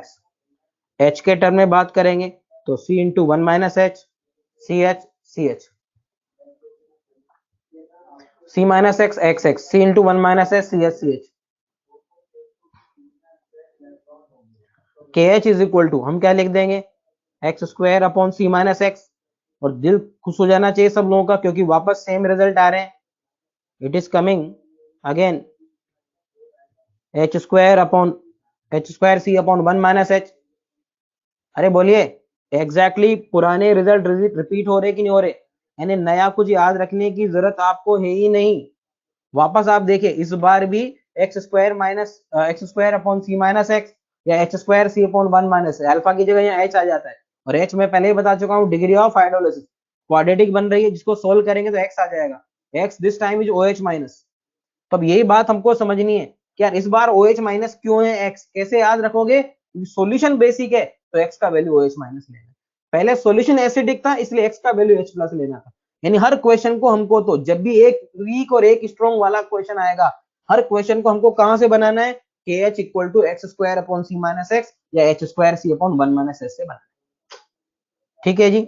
यहां पर भी हम अप्रोक्सीमेशन चेक कर सकते हैं, और चेक कैसे कर सकते हैं, आई राइट हियर कि अगर हमें लगता है if K H by C का value less than equal to 10 to the power minus 3 हो, तो हम सी माइनस एक्स को सी या 1 माइनस एच को हम अप्रोक्सीमेटली 1 लिख पाएंगे और कैलकुलेशन को इजी बना पाएंगे। और आप देख रहे हैं कि ऐसी कंडीशन के अंदर तब हमारे पास ये के एच का वैल्यू एक्स स्क्वायर बाई सी या कह दीजिए एच स्क्वायर सी बन गया है। समझ आ रही बात? सारी कहानी वो की वही कैलकुलेशन रिपीट हो रही है, कुछ नया हमको करना नहीं है, सारी बात पुरानी की पुरानी रिपीट हो रही है। और मैं कहूंगा कि यार अब एक्स एक्स बोले तो ओ एच माइनस, वो बन गया हमारे पास under root of K H C, it is under root of K H into C, और you can say under root of K W by K into C.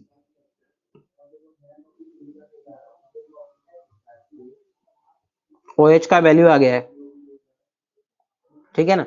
H लाना हो तो value under root of K H by C हो गई है। सारी कहानी वही है। और हम देख रहे हैं यहाँ पर कि आप अगर एक बात और बताइए मुझे कि अगर आप डाइल्यूशन बढ़ाते हैं तो बताइए डिग्री ऑफ हाइड्रोलिसिस एच पर क्या फर्क पड़ रहा है?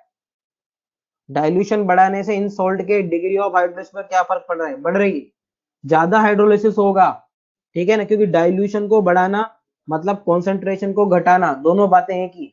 डाइल्यूट करेंगे कॉन्सेंट्रेशन घटेगा, और हम देख रहे हैं इनवर्सली प्रोपोर्शनल, तो कॉन्सेंट्रेशन घटा मतलब एच बढ़ेगा, ज्यादा हाइड्रोलिसिस होगा जितना डाइल्यूट सॉल्यूशन होगा। ये भी बात आप जान, जितना डाइल्यूट सॉल्यूशन हम लोग लेंगे उतना ही ज्यादा हाइड्रोलिसिस होता जाएगा, ठीक है। और जितना हाइड्रोलिसिस ज्यादा होगा मतलब उतना ही ज्यादा बेसिक होगा, क्योंकि ओ एच माइनस उतना ही ज्यादा आ रहा है हमारे पास, C H C into H का वैल्यू, ठीक है। तो ये भी बात हम लोग देख सकते हैं यहाँ पर।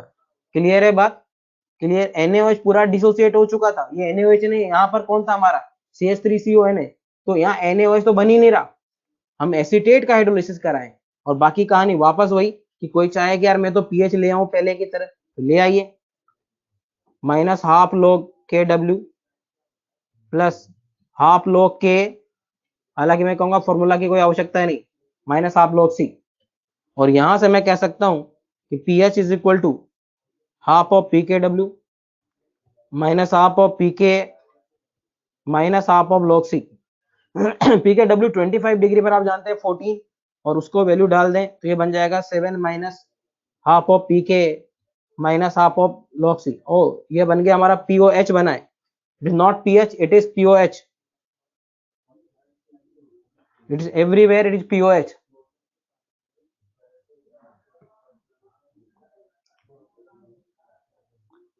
ये पीओ एच का वैल्यू आ गया हमारे पास। हमारे पास जो ओ एच का फॉर्मूला था इसमें माइनस लॉग लेंगे, तो you know minus log of O H minus is pOH, और पीओ एच अगर हमारे पास आ गया तो यू नो पी एच का value what 14 minus pOH, and it will become you know 7 plus half of pK plus half of log सी।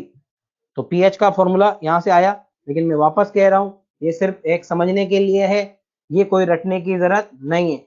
वापस याद दिलाना चाहूंगा, सी कॉन्सेंट्रेशन किसका है, आयन का या सोल्ट का? यहाँ सब जगह सी कॉन्सेंट्रेशन किसका है, सब जगह पर सी किसका कॉन्सेंट्रेशन है, आयन का, ये बातें ध्यान रखना है। तो पीएच का कोई फॉर्मूला हमको याद नहीं रखना है बेटा, इस बात को आप समझ ले। पीएच का एक को फॉर्मूला हमको याद नहीं रखना है, समझ आ रही है बात। सारे फॉर्मूला अपने आप जनरेट होंगे, बस एक ही बात समझ लो, स्ट्रॉन्ग स्ट्रॉन्ग का कोई हाइड्रोलिसिस नहीं होता, और एक स्ट्रॉन्ग एक वीक है तो हाइड्रोलिसिस उसका होगा जो वीक से आया है। फॉर्मूला एक सिंगल फॉर्मूला यूज करना है, and what is that, KH is equal to x square upon C minus X. सारे क्वेश्चन यहीं से हमको बनाना है, एक स्ट्रॉन्ग एक वीक वाला। KH is equal to x square upon C minus X, यहीं से सोल्व करना है, हर जवाब यहीं से लेके आने का है हमको, और कुछ नहीं सोचना।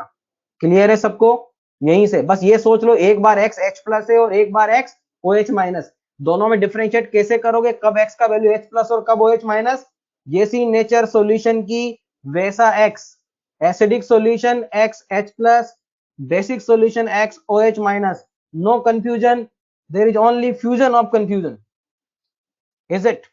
चलिए, so are you ready to solve some questions here, are you ready. चलिए जी, चलिए जी, बहुत ही आसान तरीका हमारे पास है, बहुत उनका यूज करें, बहुत इजी लगेगा। जो रटना चाहते हैं, फॉर्मूला मांग रहे होंगे, उनको मुश्किल लगेगा। एक क्वेश्चन पहले, एक जनरल फॉर्मूला क्वेश्चन में दे रहा हूं कि ammonium sulphate it is 0.1 m aqueous हमको दिया है। क्वेश्चन है what is the pH, it is given here that KB of ammonia. एक बात मैं और आपसे कह दूं, अमोनिया का 2 केबी या NH4OH का सेम होता है, इसलिए मैं जानबूझ के अमोनिया लिख रहा हूं। This 10 to the power -5, get your answer. पहला question, what is the pH of this solution. Ammonia Kb का 2 या NH4OH, बोथ आर सेम, ध्यान रखें। What is the pH of this solution, calculate everybody.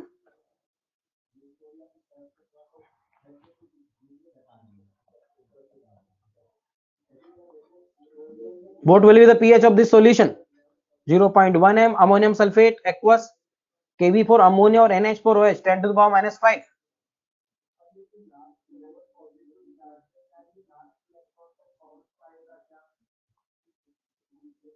आया सबका कुछ न कुछ आंसर। चलिए बेटा, कैसे करें, स्टार्ट सोल्ट से करें। सबसे पहले सोल्ट सॉल्यूशन है डायरेक्ट, हम समझ गए हाइड्रोलिसिस कराना है, तो हमने तोड़ा इसको अमोनियम में और सल्फेट में। हम समझ गए सल्फेट का कुछ नहीं होगा, जो होगा अमोनियम का होगा, यानी हम कह दिए कि अमोनियम आयन का हाइड्रोलिसिस और कॉन्सेंट्रेशन 0.2 m, कि 0.1 था तो डबल बन के 0.2 m होगा। तो ammonium ion will undergo the hydrolysis, तो ये केस बन गया हमारा strong acid weak base type का। और तुम्हें पता है ऐसा क्वेश्चन जब जब हमको करना होता है, हम क्या करते हैं, ठीक है, हमारे पास ये देखो किस किस से बना है, अननोन है, अगर समझ में नहीं भी आता तो यहाँ बहुत सीधी बात लिखी होती है, केबी। केबी किसका दिया है, NH4OH का। तो इसको पढ़ के तो जिसको कुछ ना भी आता हो वो भी समझ सकता है कि बेस जो है वो वीक है, तो week base strong acid, sulphate का कुछ नहीं हुआ, जो होगा अमोनियम का होगा। यहां से शुरुआत करनी। अब एक स्ट्रॉन्ग एक वीक का केस जब जब आता है, फॉर्मूला हमारा एक सिंगल फॉर्मूला है, what is that, KH is equal to x square upon C minus x.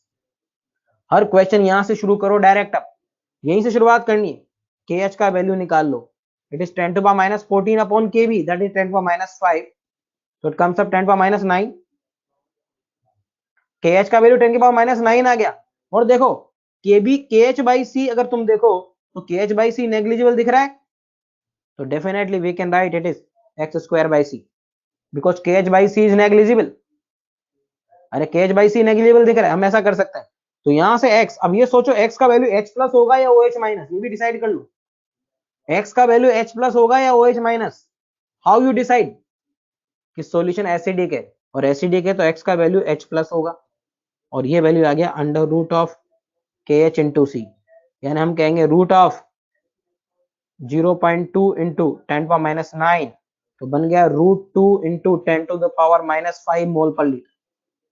आप देख रहे हैं H प्लस कॉन्सेंट्रेशन हमारे पास आ गया √2 इंटू 10⁻⁵। KH/C हमने कैसे देखा, ये देखो यहाँ पर KH/C का वैल्यू कितना आ रहा है हमारे पास, 10⁻⁻9 upon 0.2, that is definitely less than 10⁻3। KH/C का वैल्यू हमारे पास ये आ रहा है 10⁻9 अपॉन 0.2, C का वैल्यू 0.2 है, that is coming less than 10⁻3 and we can neglect the C minus x and write it C। ये हमारे पास H प्लस आ गया, और H प्लस आ गया तो हम डायरेक्टली pH लिख पाएंगे। pH का वैल्यू हो जाएगा 5 minus half log 2, 5 minus half log 2, log 2 you know is 0.3, so it will become 4.85, that is right answer 4.85। कितने लोगों को समझ आ गया क्वेश्चन, कितने लोगों को समझ आ गया, हरी अप, कंप्लीट है। एक ही बात बस मन में फिट कर लो बेटा, वो क्या कि एक स्ट्रॉन्ग एक वीक का सोल्ट है तो फॉर्मूला एक ही लगाना है जो मैंने यहां लिख दिया, KH is equal to x square upon C minus X. इसके सिवा कोई दूसरा फॉर्मूला मैं यूज ही नहीं कर रहा हूं, तो दूसरा फॉर्मूला यूज ही नहीं कर रहा हूं, तुम क्यों यूज करना चाहते हो फिर नया, बस इसको अप्लाई करो। KH निकाला KW/KB से, KH/C चेक किया कम था, C माइनस एक्स को C लिखा, X कौन होगा H प्लस, कैसे चला पता, ये पता कैसे चला कि X H प्लस होगा, क्योंकि सॉल्यूशन कैसा है एसिडिक, और एसिडिक सॉल्यूशन है तो X H प्लस लिया, H प्लस आ गया तो माइनस लोग लेते pH। बोलो अन्नो डे, अरे किधर छुप गए हो भाई, अन्नो डे तुम भी कुछ बोलो, थोड़ी दिक्कत फील कर रहे थे, आर यू ओके नाउ, अन्नो डे, अन्नो डे गायब हो गया यार, है ठीक है, वेरी गुड। चलिए जी, फिर जिसको दिक्कत हो रही है अगर उसको दिक्कत दूर हो जाए तो फिर कोई दिक्कत की बात नहीं है, जिसको नहीं थी फिर तो कोई टेंशन थी नहीं, लेकिन जिसको दिक्कत थी अगर उसका भी सही हो जाए, अर्नोडे ने कहा कि ठीक है, तो बड़ा अच्छा लगा भाई। पूरा ध्यान यहाँ पर दो, वापस कह रहा हूँ, एक स्ट्रॉन्ग एक वीक का सोल्ट जब भी आएगा KH is equal to x square upon C minus X, इसके सिवा कुछ सोचने की जरूरत नहीं है। एसिडिक सॉल्यूशन था एक्स H प्लस लिया, अगर स्ट्रॉन्ग बेस वीक एसिड का होता बेसिक सॉल्यूशन तो एक्स का वैल्यू OH माइनस। चलिए एक क्वेश्चन और करते, देखो बेटा मैं थोड़ा टाइट्रेशन का यूज करना चाह रहा हूं यहाँ। टाइट्रेशन का मतलब क्या होता है, एक रिएजेंट को दूसरे रिएक्टेंट के साथ रिएक्ट कराना और अननोन सॉल्यूशन का कंसंट्रेशन लाना। तो उनसे रिलेटेड एक क्वेश्चन यहाँ पर कराना चाहूंगा, जो एक थोड़ा सा एडवांस टाइप का क्वेश्चन होगा, बढ़िया क्वेश्चन होगा, और ध्यान थोड़ा लगाइएगा तो मजा आएगा। क्वेश्चन है, calculate pH at equivalence point. Equivalence point की और भी नाम है, I can say neutralization point, वो भी लिख दे रहा हूं, इक्विवेलेंस पॉइंट और न्यूट्रलाइजेशन पॉइंट, और एक और नाम एंड पॉइंट, ठीक है ना। तो ये कुछ भी कह सकते हैं, ऐसे समझ लो, ब्रैकेट में लिख देता हूं, at equivalence point that is also called as neutralisation point और end point of 0.1 m acetic acid solution, acetic acid solution, it is 100 ml when titrated with 0.05 m NaOH solution, when titrated with 0.05 m NaOH solution। ध्यान से सुनिएगा, calculate pH at equivalence point of 0.1 m acetic acid solution 100 ml when titrated with 0.05 m NaOH solution। Question थोड़ा सा मैंने advance pattern पे लिया है और यहाँ लिख दिया है K of acetic acid is 10 to the power -5। K value आपको 10 की पावर -5 दे दिया गया है बेटा, और आपसे कहा जा रहा है सॉल्यूशन को इस क्वेश्चन का सॉल्यूशन निकालो। जरा देखें, सबसे पहली बात, pH at equivalence point or what is the neutralization point or the end point of 0.1 m acetic acid 100 ml when titrated with 0.5 m NaOH solution। हमने इस बार अभी कुछ नहीं कहा है कि यार ये सॉल्यूशन सोल्ट का भी है या नहीं, ये भी हमको नहीं पता है। और सबसे बड़ी परेशानी लोगों की यही होती है आयनिक के अंदर कि वो पता नहीं कर पाते हैं कि सॉल्यूशन जो क्वेश्चन हमको दिया है वो क्वेश्चन किस पैटर्न का है, यानी किस तरह के चीज को लेकर के क्वेश्चन दिया गया उनको यही मालूम नहीं होता है। तो वही बात सबसे पहले हमको सीखनी है बेटा। और एक और बात, इन टर्म को भी समझो, इक्विवेलेंस पॉइंट, न्यूट्रलाइजेशन पॉइंट या एंड पॉइंट, सबका मतलब क्या है, जहां एसिड बेस एक दूसरे को कंप्लीटली, जब भी रिएजेंट रिएक्ट कर रहे हो एक दूसरे को कंप्लीटली रिएक्ट कर जाए, कोई एलआर न हो, वो है इक्विवेलेंस पॉइंट या न्यूट्रलाइजेशन पॉइंट या and point. Is that clear? In terms को अच्छी तरह समझ लेना, मैं इनको हाईलाइट कर दे रहा हूं। Equivalence point, neutralization point, end point, इनका मतलब क्या है, वो पॉइंट जहां पर रिएजेंट एक दूसरे को कंप्लीटली रिएक्ट कर देते हैं, कोई रिएजेंट बचता नहीं है दोनों में से, कोई एलआर नहीं होता। सबसे पहली बात तो मैं आपको क्लियर कर दूं कृष्ण कुमार, कि मैंने अभी थोड़ी देर पहले ही कहा था कि यार हर सॉल्यूशन जब न्यूट्रलाइजेशन पॉइंट पर जाता है, phenomena is neutralization but solution is not necessarily neutral. तो न्यूट्रल कहने की भूल तो करो मत।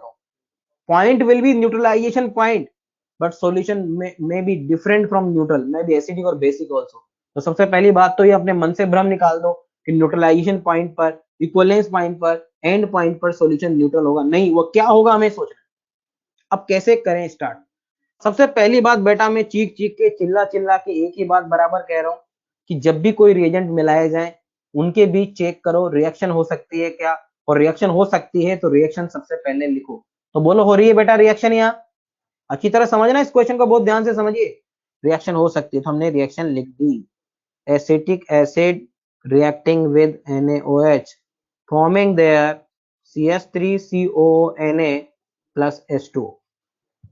Acetic acid with NaOH forming the sodium acetate plus water. Reaction सबसे पहले लिख देना।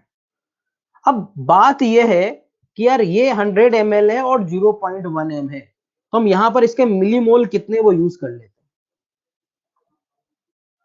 मिलीमोल्स,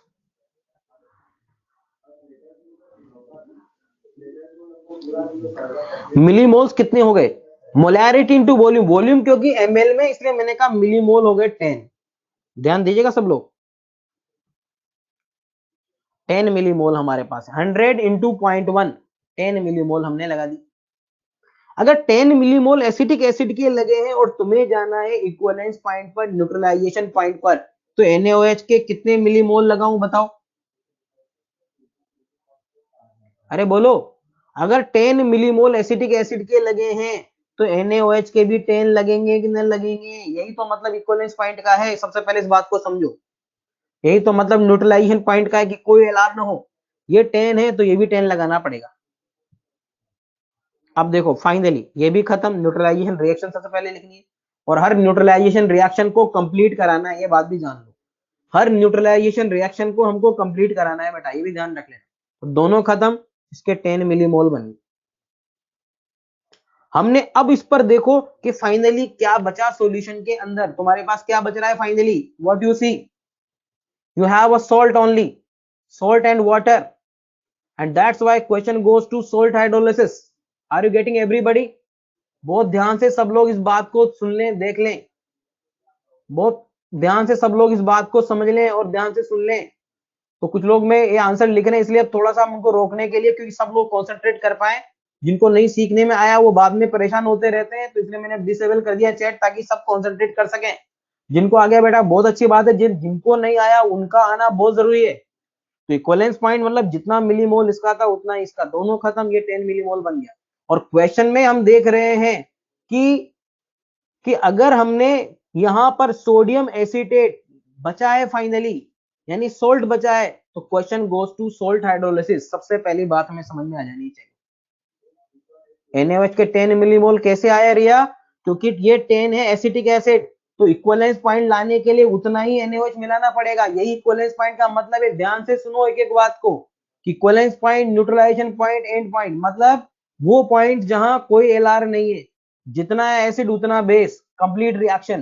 तो 10 के लिए 10 ही चाहिए, स्टोइकियोमेट्री 1:1। क्लियर? समझ आ गई बात सबको? और ये क्वेश्चन सोल्ट हाइड्रोलिसिस का, ये समझ में आ गया सबको? जल्दी से अपना ओपिनियन दीजिए फटाफट। ये समझ में आ गया कि सोल्ट हाइड्रोलिसिस का क्वेश्चन है। क्यों है ये सोल्ट का क्वेश्चन? पहले नहीं पता चला था, ये रिएक्शन लिखने पे पता चला है कि सोल्ट का क्वेश्चन है। ध्यान दीजिए बेटा, डायरेक्ट क्वेश्चन पहले कर चुके हैं, एक इनडायरेक्ट क्वेश्चन करने जा रहे हैं हम लोग यहाँ पर कि सोल्ट का क्वेश्चन। लेकिन सोल्ट कैसा है, अब देखो स्ट्रॉन्ग बेस वीक एसिड का, और तुम्हें पता है एक स्ट्रॉन्ग एक वीक जब जब होता है KH is equal to x square upon C minus X, हमको याद आता है, तो उसी का यूज करेंगे। लेकिन C चाहिए तो कॉन्सेंट्रेशन, ये तो मिली मोल है, हमको इसका कॉन्सेंट्रेशन लाना पड़ेगा यहाँ से। तो कॉन्सेंट्रेशन कैसे लाएंगे, मोल अपॉन वॉल्यूम, मोल है 10 upon volume, volume V1 plus V2। V1 कितना है हमारा, V1 already we have read, it is equal to, हम देख रहे हैं V1 तो हमारा 100 है, तो 10 डिवाइड बाय 100 प्लस V2 लाना है। ध्यान से सुन लो, बहुत अच्छी तरह, ध्यान नहीं लगाओगे गड़बड़ हो जाएगी। हमने दोनों का रिएक्शन कराया, इक्विवेलेंस पॉइंट का मतलब दोनों बराबर बराबर, दोनों खत्म हो गए, सिर्फ रह गया सोल्ट एंड वाटर। और जब सिर्फ सोल्ट एंड वाटर रह जाए तो question goes to salt hydrolysis, salt का पानी में सॉल्यूशन, तभी तो सोल्ट हाइड्रोलिसिस होगा। समझ आई बात। अब सोल्ट का हाइड्रोलिसिस हो गया, एक स्ट्रॉन्ग एक वीक वाला है, तो फॉर्मूला चलेगा KH is equal to x square upon C minus X. हमको उसके लिए C चाहिए, लेकिन C लाने के लिए 10 millimole upon V1 plus V2।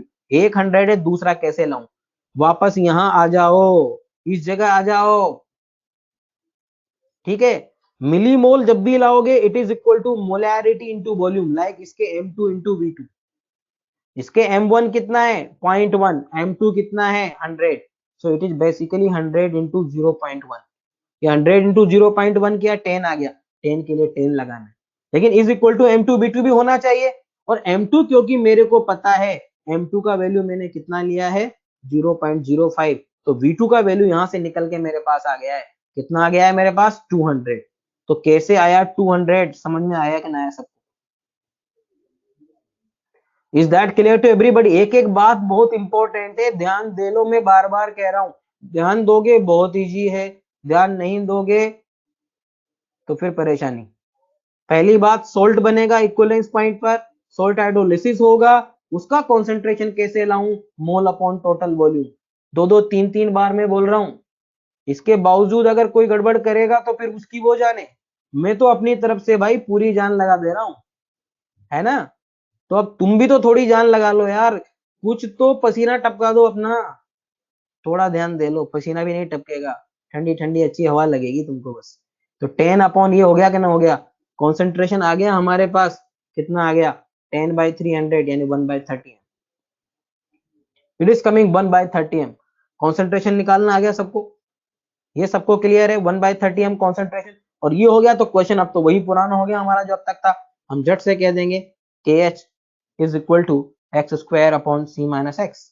KH का वैल्यू निकाल लो, KH का वैल्यू कैसे लाओगे, 10 की power -14 KW by K, KH 10 to power -5, that is 10 to power -9।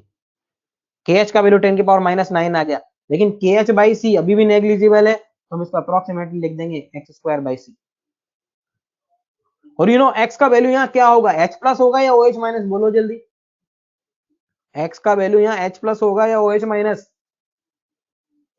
अरे बोलिए OH माइनस, क्योंकि हम देख रहे हैं स्ट्रॉन्ग बेस वीक एसिड का सोल्ट है, तो x का वैल्यू OH माइनस। झट से समझ में आना चाहिए, रटने का काम नहीं है, जो रटेगा वो पिटेगा, और मुझे पीटने की जरूरत नहीं, अपने आप पिटता रहेगा क्वेश्चन में, मैं बहुत सीधी बात कह रहा हूं, जो रटेगा वो पिटेगा, ठीक है। तो यहां पर आप देखिए OH माइनस आयन कॉन्सेंट्रेशन हमारे पास आ गया, it is 10 to the power -9 into C का वैल्यू 1/30 है, और C का वैल्यू क्योंकि 1/30 है तो ये हमारे पास बन गया है रूट ऑफ 10 की पावर -90 अपॉन 30, यानी एक तरह से 10 की पावर -5/√3 इतना m, ये कॉन्सेंट्रेशन ऑफ OH माइनस आ गया। और ये आ गया तो हम यहाँ से POH ला पाएंगे, POH का वैल्यू आ जाएगा यहाँ से हमारे पास 5 माइनस हाफ log 3, बट ये हो जाएगा प्लस 5 प्लस हाफ log 3 हो जाएगा, आप देख रहे हैं यहाँ पर माइनस माइनस से प्लस हो जाएगा, और ये POH है, तो PH का वैल्यू हमारे पास आ जाएगा 14 में से माइनस करने से 9 माइनस हाफ log 3। बोलिए, is that clear to everybody. इसमें किसी को दिक्कत हो तो बोलो। क्वेश्चन जब हमने शुरू करा था तो हमको पता नहीं था कि ये हाइड्रोलिसिस का क्वेश्चन है, जब क्वेश्चन हमने शुरू करा था तो हमें पता नहीं था ये सोल्ट हाइड्रोलिसिस का क्वेश्चन है, हमने इन टर्म को समझा, इक्विवेलेंस पॉइंट, न्यूट्रलाइजेशन पॉइंट। मैं आपको एक और बात क्लियर कर देना चाहता हूँ, इसका मतलब कोई ये भी ना समझे कि हर इक्विवेलेंस पॉइंट पर सोल्ट बने ही बने। अभी एक एसिड एक बेस था इसलिए इक्विवेलेंस पॉइंट पर सोल्ट बना, कुछ और रिएजेंट होंगे तो इक्विवेलेंस पॉइंट, न्यूट्रलाइजेशन पॉइंट तो होगा, लेकिन एसिड बेस कुछ भी बन सकते हैं। आगे हम पढ़ेंगे बफर, वो भी बन सकते हैं। कब क्या बनेंगे यही हमें समझना है। तो पहली बात हमने रिएक्शन करा दी, और रिएक्शन करा दी, सोल्ट बना, सोल्ट हाइड्रोलिसिस। लेकिन एक स्ट्रॉन्ग एक वीक वाला सोल्ट था तो हमने KH is equal to x square upon C minus X लगाना था, वहां से OH लाए, POH लाए, pH निकालिए। इसमें किसी को दिक्कत हो तो बोलो बेटा, बोलिए। समझ में आ गया सबको? अरे क्लियर है? तो आज की क्लास में यहीं पर एंड करता हूं, है ना? और मैं आपको हैंड आउट दे रहा हूं। उसके बाद हैंड आउट के बाद जिसको जो दिक्कत रह जाती है वो यहाँ पर पूछ ले। 3 केस हमारे खत्म हो गए। फाइनली मैं समअप करना चाह रहा हूँ कि स्ट्रॉन्ग स्ट्रॉन्ग का कोई हाइड्रोलिसिस नहीं होता, ऐसा सोल्ट न्यूट्रल होगा। एक स्ट्रॉन्ग एक वीक, वीक वाला हाइड्रोलाइज होगा, स्ट्रॉन्ग वाला हाइड्रोलाइज नहीं होगा। नेचर डायरेक्ट स्ट्रॉन्ग डिसाइड करेगा। और दोनों केस के लिए, केस नंबर 2 और 3 के लिए, जब एक स्ट्रॉन्ग एक वीक है, सिंगल फॉर्मूला यूज करेंगे, KH is equal to x square upon C minus X. Sujit Sudhakar, अभी तक तुम क्या कर रहे हो भाई? मैंने कह चुका हूं कि अगर सॉल्यूशन बेसिक है तो x value OH minus low, और सॉल्यूशन एसिडिक है तो x का वैल्यू H प्लस लो। बहुत सीधी और सच्ची बात है, कोई ऐसी बात नहीं है कि इसके लिए बहुत दिमाग लगाने की जरूरत है, बड़ी आसानी से आप कर पाएंगे। क्लियर? कंप्लीट है सबका? ओके, तो चलिए यहीं पर हम लोग एंड करते हैं, अगली क्लास में फिर मिलेंगे।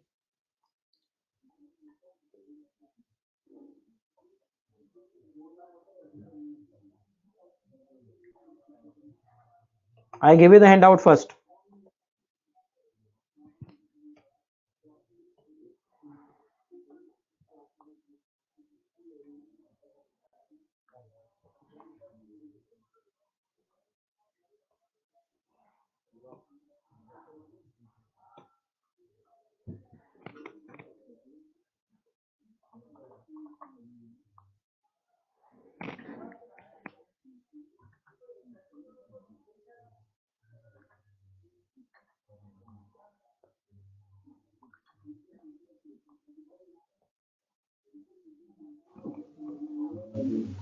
It is lecture 5. It is 5 or 4? Which lecture it is? 4. Okay, lecture 4.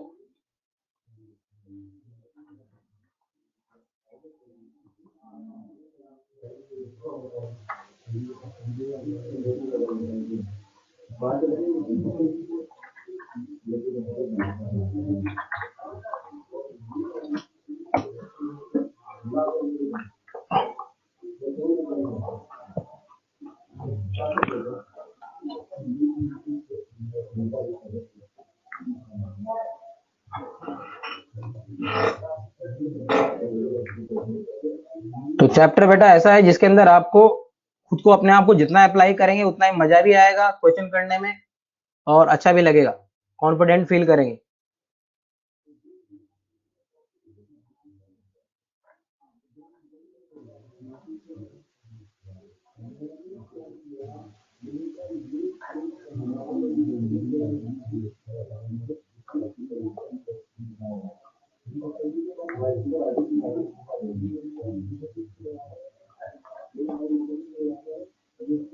Yes, so you have received the handout here. If there is any doubt in this lecture, you can ask.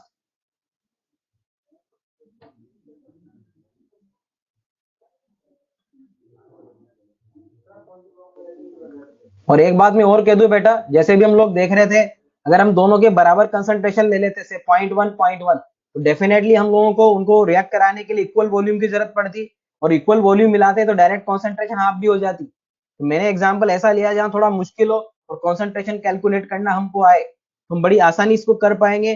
लोगों को आयनिक बहुत मुश्किल लगता है, difficult लगता है, ऐसे ही thermodynamics 2 लगता है, लेकिन मुझे लगता है आप ध्यान देंगे तो हम मुश्किल को आसान बनाते चलेंगे, फील गुड करते चलेंगे। चलिए बेटा, और कोई कुछ पूछना चाहता है इस चैप्टर में? बाकी जो भी होमवर्क दूंगा उसको आप टाइमली बनाएं, कोई दिक्कत की बात कहीं से नहीं रहेगी। कोई बात नहीं बेटा, अभी हमें इस बार ध्यान देना है पूरा, और सारी कसर पूरी कर देनी है। सुजीत सुधाकर के रूरे, तुम क्या करे भाई?